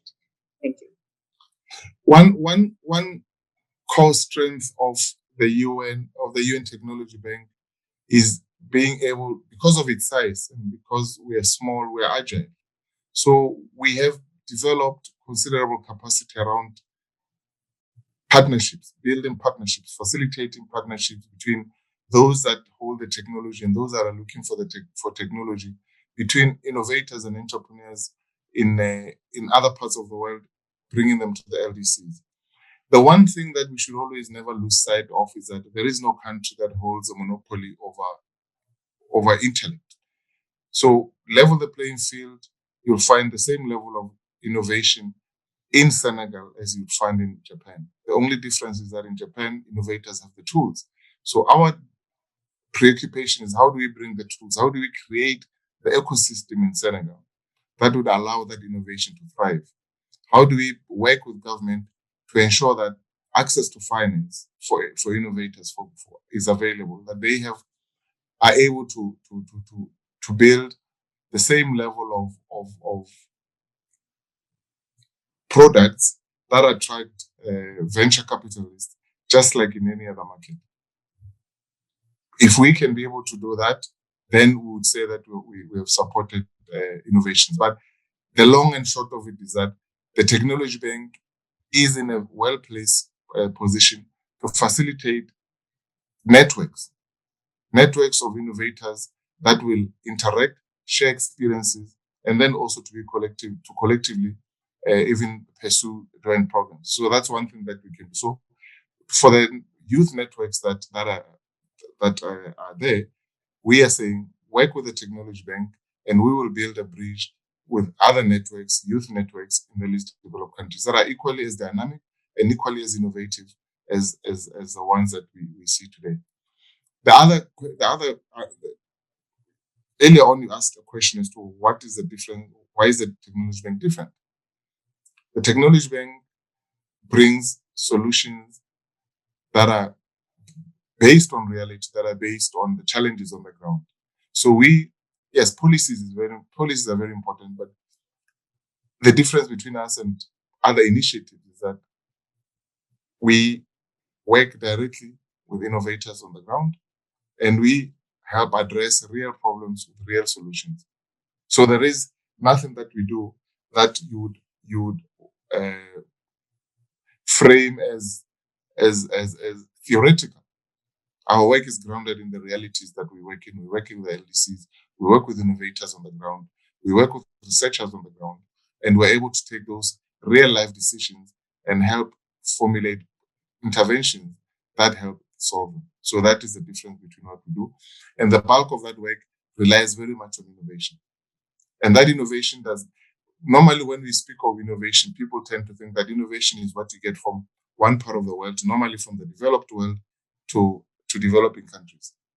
No, there is the bulk of the innovation that innovators that we work with are local innovators providing local solutions, more innovative than even what we could get from other parts of the world.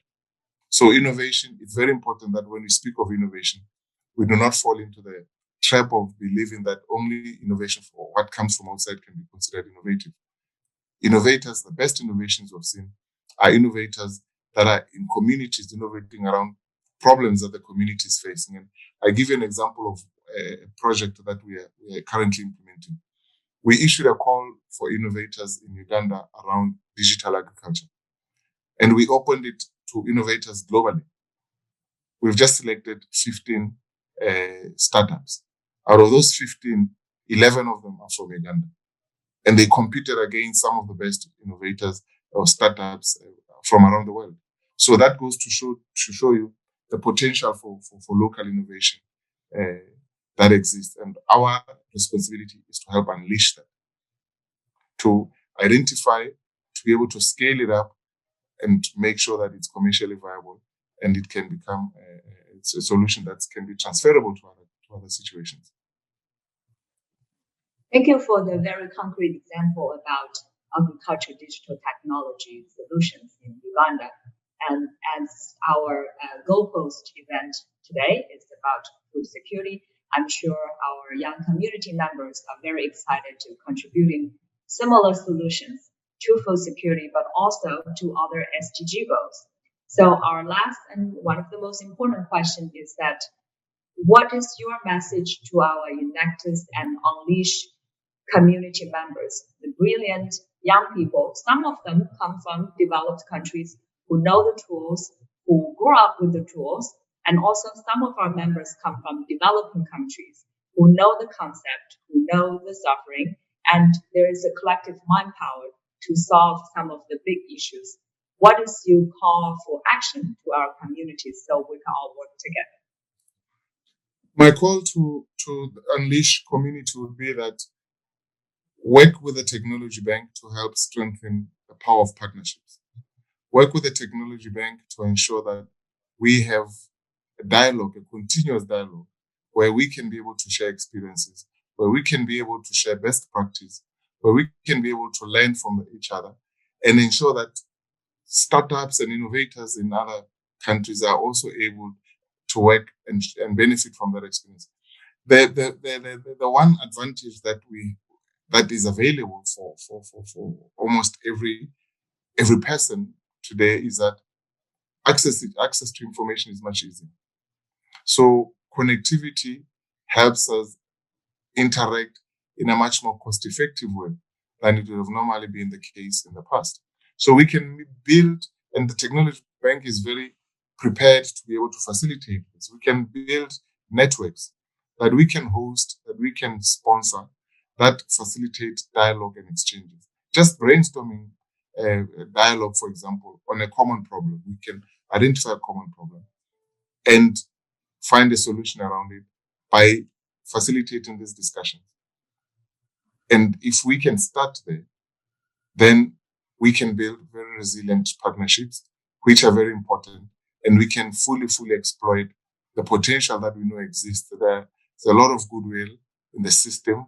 We can be able to achieve these goals, whether it's the SDGs or even just national development goals, through partnerships. And the Technology Bank believes very much in partnerships and would be very much welcome an opportunity to be part of this network. Thank you. As you mentioned, the Technology Bank is a young entity in the UN system, and so as our young innovators. So we share the same enthusiasm and commitment to global development. So thank you for being here today, and thanks to Lance and our partners to share this opportunity together. To be continued, and please follow the bank's social media and website to engage with us further. Thank you. Thank you very much for having me, and I look forward to our next discussion. Thank you. That is so inspiring, Mr. Satipa. And Ms. Kong, thank you for sharing with us your insights on the intersection of youth, technology, and innovation. Now we will bring you our last panel, Room to Grow, which is tied to UN Food System Summit Action Track number 3, Boost Nature Positive Production. And the theme of this segment is optimizing environmental resources. You will meet some amazing teams doing wondrously inventive things. And this time the teams are from Mexico, with a special guest from Guatemala. And for this segment, we are pleased to be joined by Javed Kaleem, a national correspondent for the Los Angeles Times, who frequently covers issues related to climate and water. Welcome, Javed.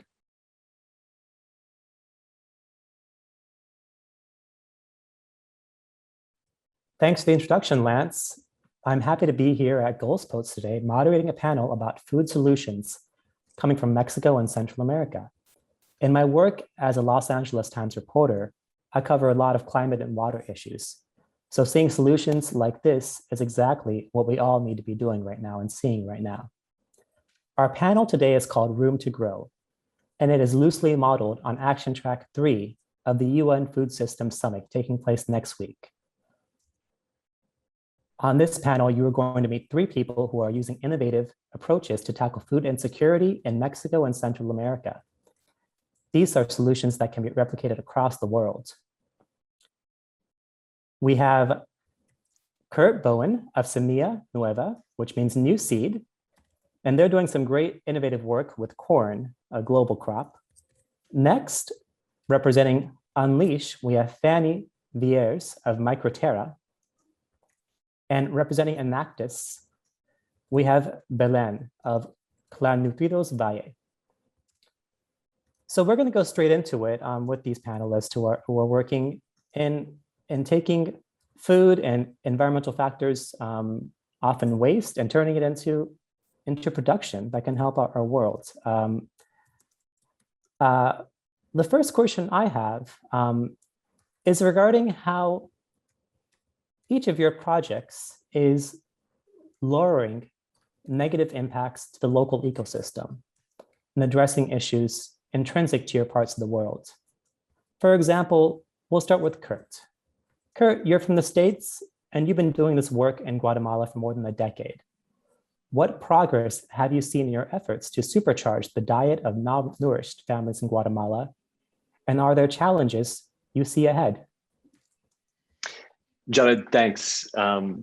It's a great question. I mean, so we work on malnutrition, and malnutrition is one of the biggest barriers to ending poverty globally. It's the #1 cause of childhood death. And what's interesting is that while in nearly all regions of the world, malnutrition is actually decreasing, the number of malnourished kids is actually going up in areas where corn is the major staple of the diet. And so I want you to imagine me at 21, I moved to Guatemala, and it's the 5th most malnourished country on the planet, which is a really surprising statistic, worse than almost all places in Africa. And everybody eats corn 3 times a day. And I'm working with these corn farmers with our team, trying to get them to grow different foods, to grow more nutritious foods. And we tried everything from new beans to cooking classes. And we had these 2 big challenges against us the entire time, which is that 1, corn is by far the cheapest food. And 2, people love their culture. They love eating the things that they've grown up with.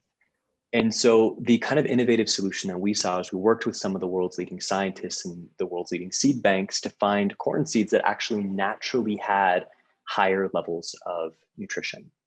And it seemed like a great solution, but we ran into the same problem that, people don't necessarily value nutrition as much as other characteristics. And so the real innovation came from figuring out how we could find seeds that not only had those higher levels of nutrients that kids need, but also that were more economically advantageous, that had higher yields that we could sell at lower costs. And that strategy helped us reach about 10,000 families last year, which grew enough corn to improve the nutrition of 250,000 people. And I think that's kind of for us, the big lesson is, how do you couple what people most need with what they most want? And the big challenge for us going forward is, how do we apply that same logic to governments and other seed companies to get them to really scale the approach? Because there's 900 million people eating corn 3 times a day right now, and that number is expected to grow to 2 billion. Wow, those are some big numbers, and I could see the great effect this could have, not just locally, but globally. Next on to Fanny. So Fanny, tell us how Microterra helps reduce the negative impact on the environment, such as through saving groundwater and preventing toxins from going out to sea.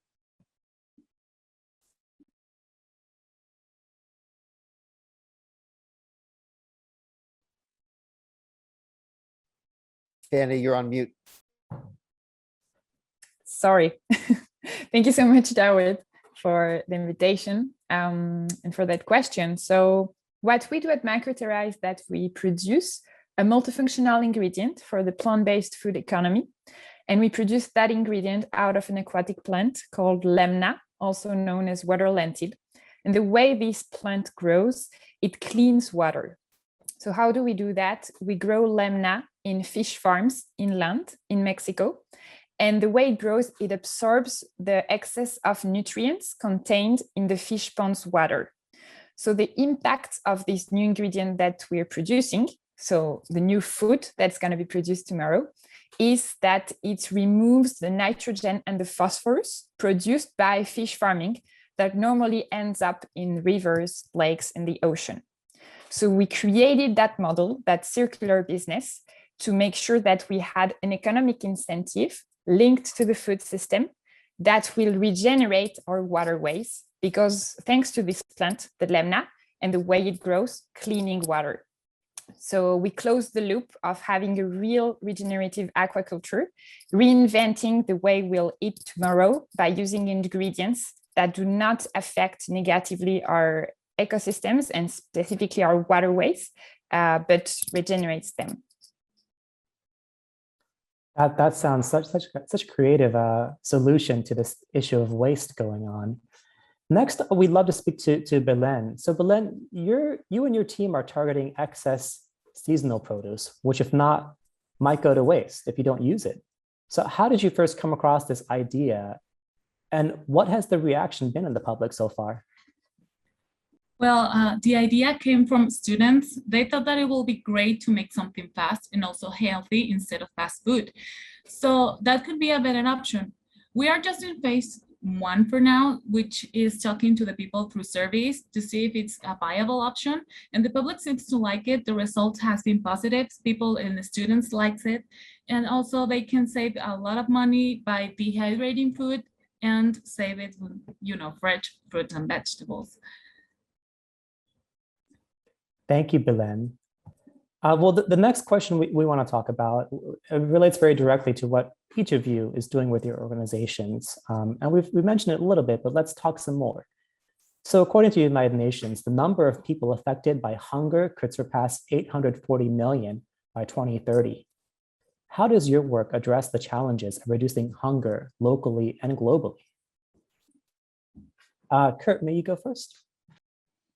Yeah, absolutely. No, I think it's a perfect question. As I just mentioned, there's 900 million people eat corn now. There's 2 billion who are probably going to be eating corn 3 times a day in the next 35 years.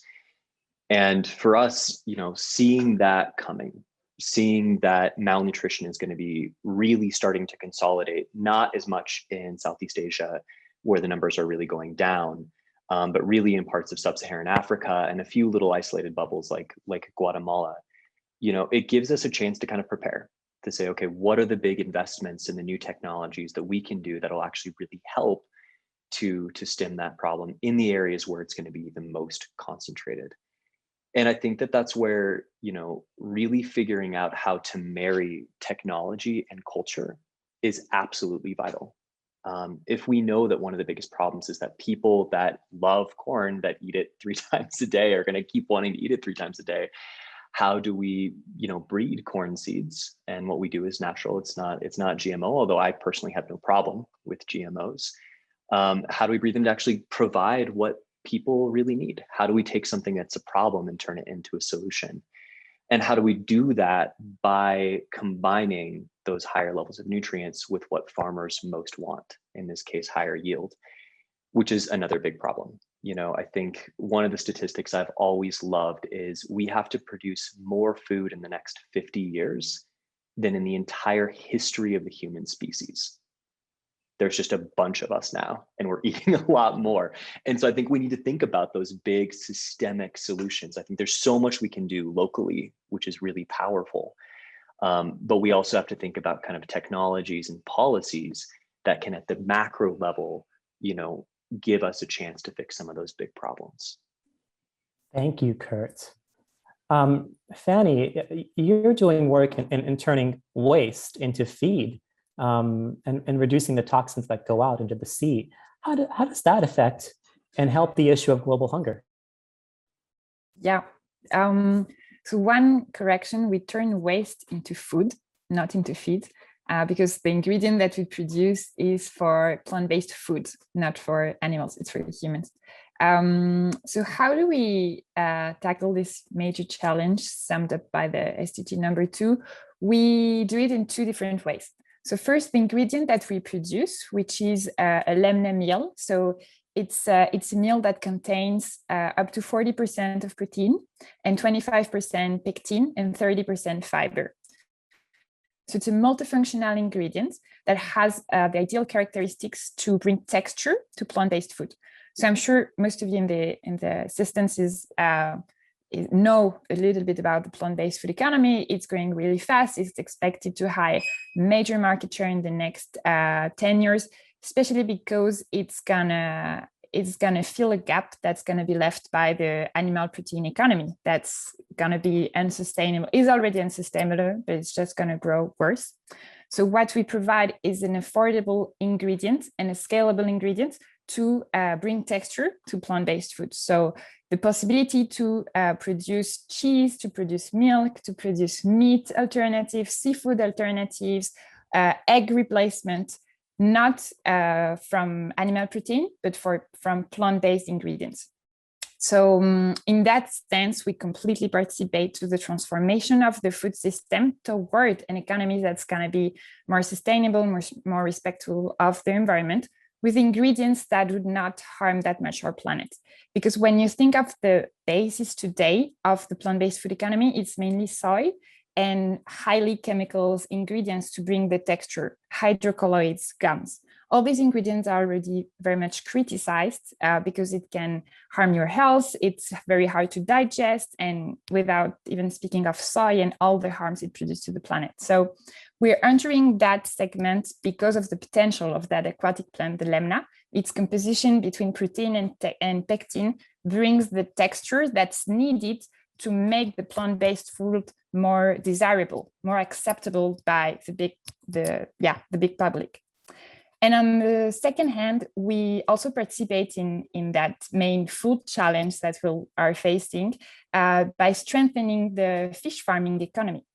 So fish farmers today in tropical countries like Mexico are having a really hard time. It's an activity that's not well rewarded, that has a really bad reputation, especially because it's made in a way that's not really sustainable because of all the waters that's consumed to maintain the fish in the fish ponds healthy, right? So you need to replace the water in the fish ponds, 30% of the total volume of the water up to 3 times a week. So it represents a huge amount of water. So it consumes a lot of groundwater, fresh water, and it generates a lot of wastewater. So by installing lemna cultivation systems in the farm, we give the farmers an opportunity to reduce their water footprint by consuming less fresh water from the ground and discharging less water full of nutrients in the downstream ecosystems. So it generates them the incentive to have better water management practices and an economic incentive because we buy the lemna from them. So it's a new income, it's a new business line for them. So we give them the strength to keep producing the cleanest animal protein source on Earth, which is fish farmed fish. So yeah, we answered the challenge in these 2 ways, believing not only in the future plant-based economy, but also in producing fish in a more sustainable way in farms. Thank you, Fanny, and that's a wide scope of definite ways to reduce hunger. Belen, and please tell me about your organization. And I know just in phase one right now, but the potential sounds very large in terms of reducing hunger locally and globally. Okay. We avoid food waste getting into the ecosystem and also the greenhouse effect that obviously affects flora and fauna. It's a big change for local people because we save tons of food that we go to waste by dehydrating it. And with that, we can save it up to months. And that way people can get it in their kitchen, like such as spices, snacks, and save money in fresh fruit and vegetables. I guess it's a very big change. And also a big change, it comes in small steps. So maybe what we're doing is not big, but locally we're trying to talk to people and let them know what we're doing and why. And it's impressive the amount of people that wants to help to the less fortunate people by buying sustainable food and dehydrated food like Planet Eaters is doing right now. It means a lot to these people because it will reduce hunger, well, at least locally. Yes, is there a particular produce or plant food that you are looking to target? Well, right now we're talking to students so they can help us to expand it more to, to the less fortunate people that they live in rural areas. But yeah, we're trying to make it, more affordable to all the people. And for example, Fanny's looking at, Kurt's looking at corn, Fanny's looking at fish, and is there blueberries or cucumbers?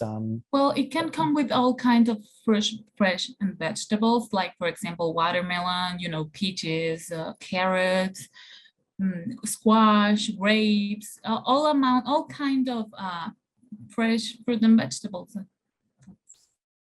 Thank you. For our last segment, we really want to target our audience, which is the next generation of innovators in these areas, people who will come in your footsteps and for years to come. And I would love to see if each of you have a little advice. And we'll start with the same question for each person, with Kurt first, on either a failure you came across or a lesson you learned in this process that could help and motivate others who are listening right now. Please keep it short. We're running out of time, unfortunately. So Kurt, you can go first. Yeah, I'll pick three, and I'll try to keep them super brief. I think, one of the biggest lessons for me is that what people say they want and what they actually want are often very different things. I love this anecdote from the book Made to Stick, where they said that, most Americans will say that they love dark, rich, strong coffee, but when you actually give them taste tests, they like milky, weak and sweet coffee. And I think that that's like a standard thing that all of us deal with, when we're trying to change the behavior of millions of people, whatever the strategy is. We run into this problem. And I think that it's really important to try to figure out, not what do people tell you is the most important thing, but when you look at their behavior, what is the most important thing? How do you get to that as quick as possible for the big social change or environmental change that you want to make? And secondly, I think that people oftentimes don't necessarily do the thing that's best for them. And so just rationally going and explaining like, look, this is the best thing you should do. It's good for you. That oftentimes does not get people to make big changes in their behavior either. And so you have to look at other levers. And for us, that was combining, corn that has a higher yield with the corn that has the nutrition that kids need. But I think, no matter what we're looking at, we have to figure out how to use levers more than simply explaining rational arguments and hoping that that's enough to actually, move the needle. And the last thing is, I think that for all of us who want to take on, these big world challenges, we need to focus more on policy. You look at like Tesla or SpaceX and any of these like things that supposedly are entrepreneurial solutions changing the planet. And what's interesting is behind a lot of them, there's huge amounts of policy that's changing how the market works to make those solutions possible. For Tesla, it's huge subsidies for electric cars or massive free loans from the federal government. And I think that we as people who want to change the world need to take more ownership of that space. We need to work on being more involved with government and getting government to support the things that will make the big changes, because I think there's so much pressure against change that we really need to take back that space. Those would be my three. Those are great points. And dark coffee versus bold and creamy, interesting. I hear you on that. Fanny, is there a challenge or even a failure or stumbling block that you ran across and your organization ran across in the work that you do that is a lesson others can learn from? Yeah, definitely. So the model we have today working with Lemna is something that came up after 2 years of a different model, a major failure and a pivot. So to really quickly tell about this pivot, so Mancoterra was created by my partner Marisa Cuevas 3 years ago with that same idea of recycling the excess of nutrients from fish wastewater to produce a source of feed or food. We did that for 2 years with a solution at a technological level, really interesting, with algae applied in the field. We developed a pilot in the field. We had a lab. And then we realized after 2 years that it was impossible to sell. It was way too expensive. It was absolutely impossible to scale. It was too complicated. It was doing microbiology in the field in a very rural area in Mexico. So what we learned from that is that we need to talk to the industry. We need to be in touch with all the stakeholders. We need to ask our competitors, our fellow entrepreneurs. We need to ask the big companies. We need to ask the government. We need to ask the lobbying associations. When you have a new idea, if you want to do something different, to go through a very big mission, something that really passionates you, ask the people, ask the tough question. What do you think of this model? And play the iteration game, like build an idea, go and test it with the right people, and then go back to the ideation and move this way. Don't go too big at the beginning. Really ask the people all the time. Do that exercise that you'll be trained at incubators or at the university or acceleration program of the customer discovery process. Go to the field, ask the people, do the reach out, because this way you're going to gather a lot of information. And even if you're an outsider of the industry you're working in, anyway, if you get the good connection and ask the right question, you got to gather a lot of inside information that's going to allow you to develop a solution that will help you produce something that's really valuable and has the potential to create a change. And I think it's advice that does not only apply to the food system. It can be true for any entrepreneur, any impactful entrepreneur challenge. So for the food system, I'd say like my advice is if you're gonna do food, make sure it tastes good because either you can do like any change, it's gonna be you may have like a really good idea, and as Kurt said, something that by the book is really like what people need. If it doesn't taste right, nobody's gonna accept it because nobody's gonna want to change the world by eating something that tastes wrong. Doesn't taste good to them. So I would say like do a lot of testing, do a lot of trying, organized catering. So to make sure like people are gonna try your new food. And if you're gonna change your world with this new food, make sure it tastes good. That's a good lesson for everyone in any work of around taste and food. Make sure it tastes good. But what I hear is also, constantly reiterate and be open to change throughout the process. Belen, in the stage you are right now, in the work you're doing around excess seasonal produce, around the watermelons and blueberries and cucumbers you're talking about, which are very sweet and good tasting as I know them. Are there any roadblocks, any challenges, any failures even that you've run into that you could tell us about?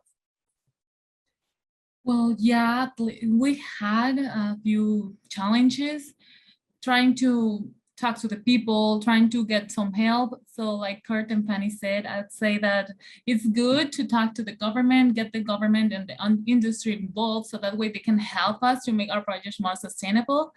And well, yeah, never give up. Always keep your dreams up because you know what to say. Small steps can take us up to the moon. So yeah, we're trying to make a big impact here and hopefully can get to more people in the future. Yeah, and that kind of brings us back around to the issue of policy that Kurt mentioned.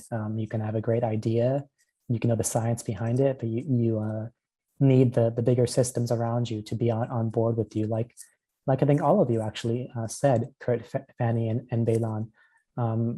Well, thank you again for your time and for your wisdom, for your generosity, and for the work you're doing. It's been really useful for me to learn as a journalist who writes about these issues, what's happening around the world and in Latin America. And I think our next generation of creators in the audience will also benefit as well. So I really appreciate it. Thank you so much. Thanks to you. Thanks, Joanne. Thank you. It has been a pleasure. Outstanding panel, Javed. Thank you. And thank you also to Belen, Fanny, and Kurt for all the wonderful work you are doing. Each of the teams we've seen here today is doing incredible things in a specific part of the world. And the idea behind Goals Post is to give exposure to these ideas, to give them the oxygen they need to grow. Another way to bring life to such ideas is to use the power of filmmaking. And Brooklyn Story Lab, which is producing Goals Post, is also producing an upcoming annual film competition called the Mobile Film Festival. The idea behind the Mobile Film Festival is simple. 1 mobile, 1 minute, 1 film. The rules here are that each film must be shot on a mobile phone and cannot exceed 60 seconds in length. And every year the competition has a social good theme. This year the theme is Making Peace with Nature, and the festival is officially partnering with 2 UN agencies, UNDP and the UN SDG Action Campaign. The winners will be shown virtually during COP26, the UN's annual climate conference to be held this fall in Glasgow. Here's a trailer for the upcoming festival with information on how you can enter.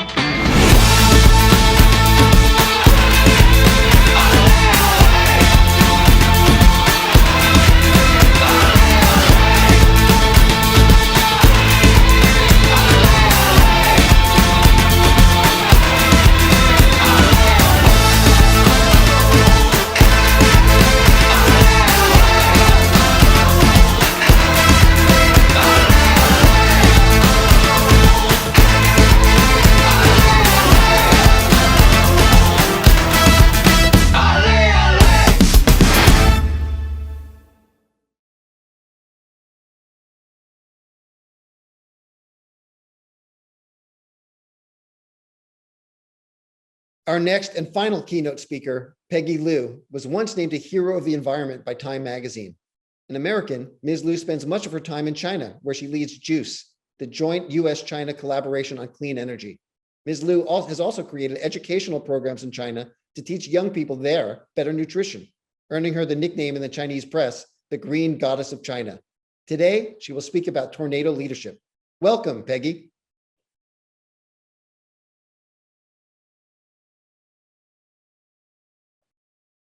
At some point in our lives, most people start to feel a calling to leave behind something that outlives us. And for some, it comes when you're starting to think about retirement in your 50s, like many of my friends. For some of us, it comes even earlier in our youth, in a spark of imagination, in an epiphany. And when you hear this calling, a door of possibilities into the future opens. I've always been called to bring in the future faster.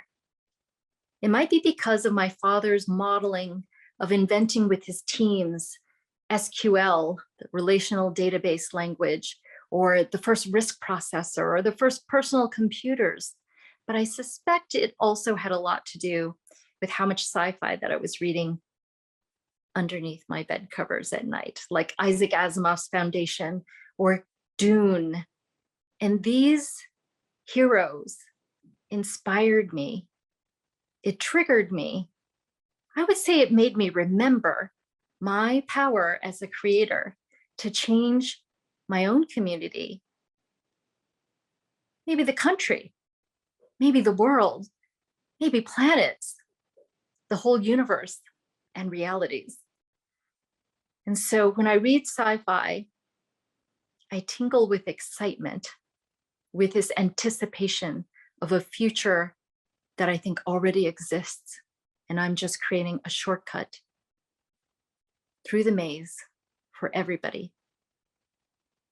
I suspect that most of you change makers here from UNLEASH and Enactus in the Goals Post event today are tingling with the same type of excitement as you are showing off your latest innovative solution.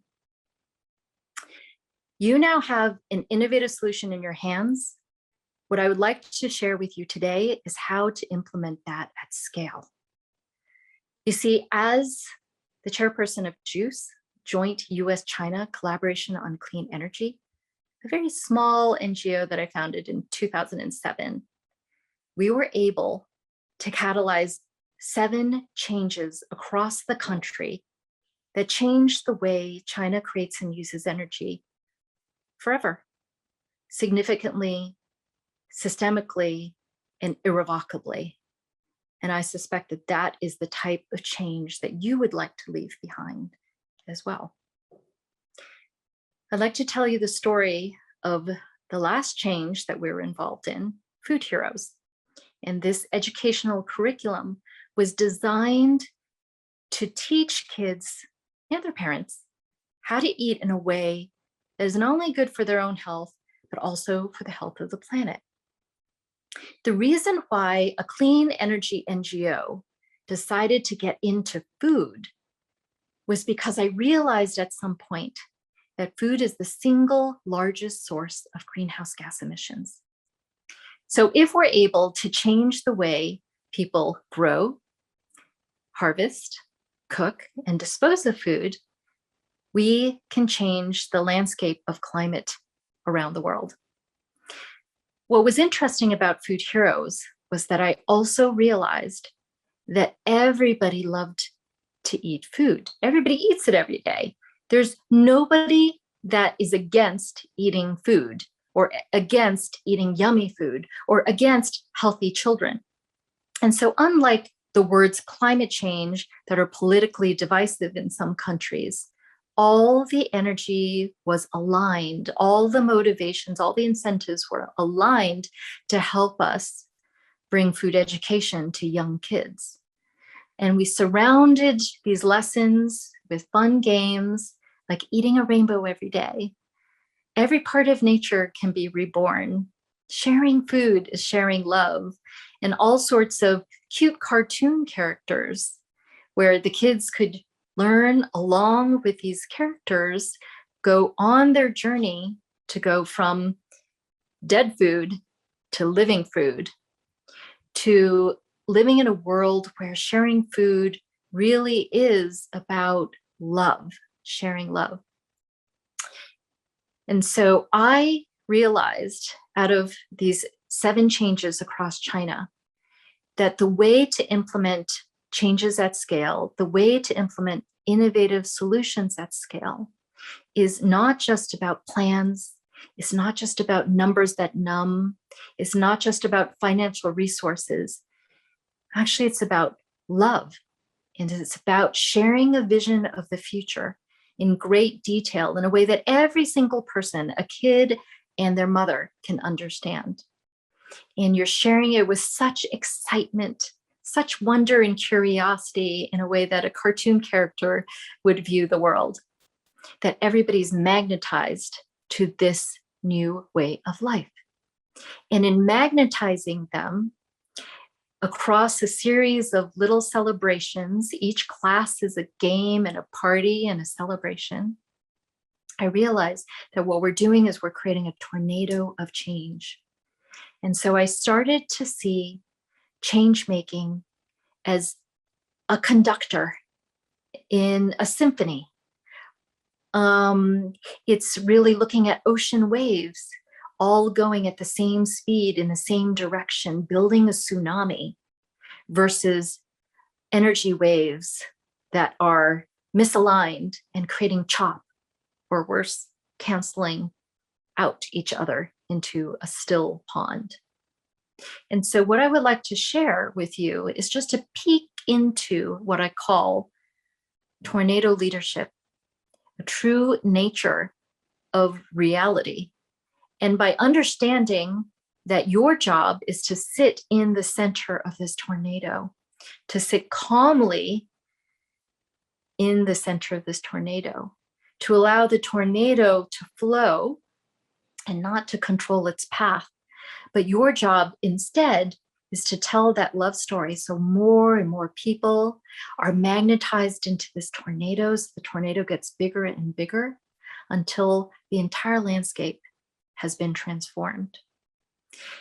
And so with this key, I would like to wish all of you a good luck to unleash the vision of a better future that we all want, to enact the tornado, and to bring all of us together to go beyond the goals post.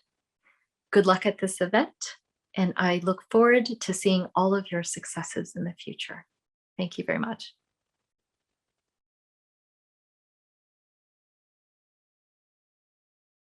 That was astonishing, tying together the political, the technical, and the spiritual. Thank you, Peggy. And that is a perfect note to end on, marrying the stark uphill realities we are facing with the ambition and the optimism of the next-gen solutions presented here today. It can be overwhelming to think of the difficulties we are facing as a planet, but it's so reassuring to see what so many people are doing to blaze a path forward. Thank you to the senior staff and the teams from Enactus, from UNLEASH, from the UN Office of Partnerships, to our speakers and moderators here today, to our sponsors, including .sub, which in the coming weeks will offer versions of this event translated into other languages. And most of all, thank you to the innovators and change makers out there watching who have ideas that can change the world. Write to us so you can be part of an upcoming edition of Goals Post, which will take on another SDG. Now, please join me and some of the other speakers and moderators live in a post-event chat via the Toucan app. To join, just click on the networking link on our event website just below the live feed. There's a limit of 150 guests, so make sure you click soon. Thanks again, everyone.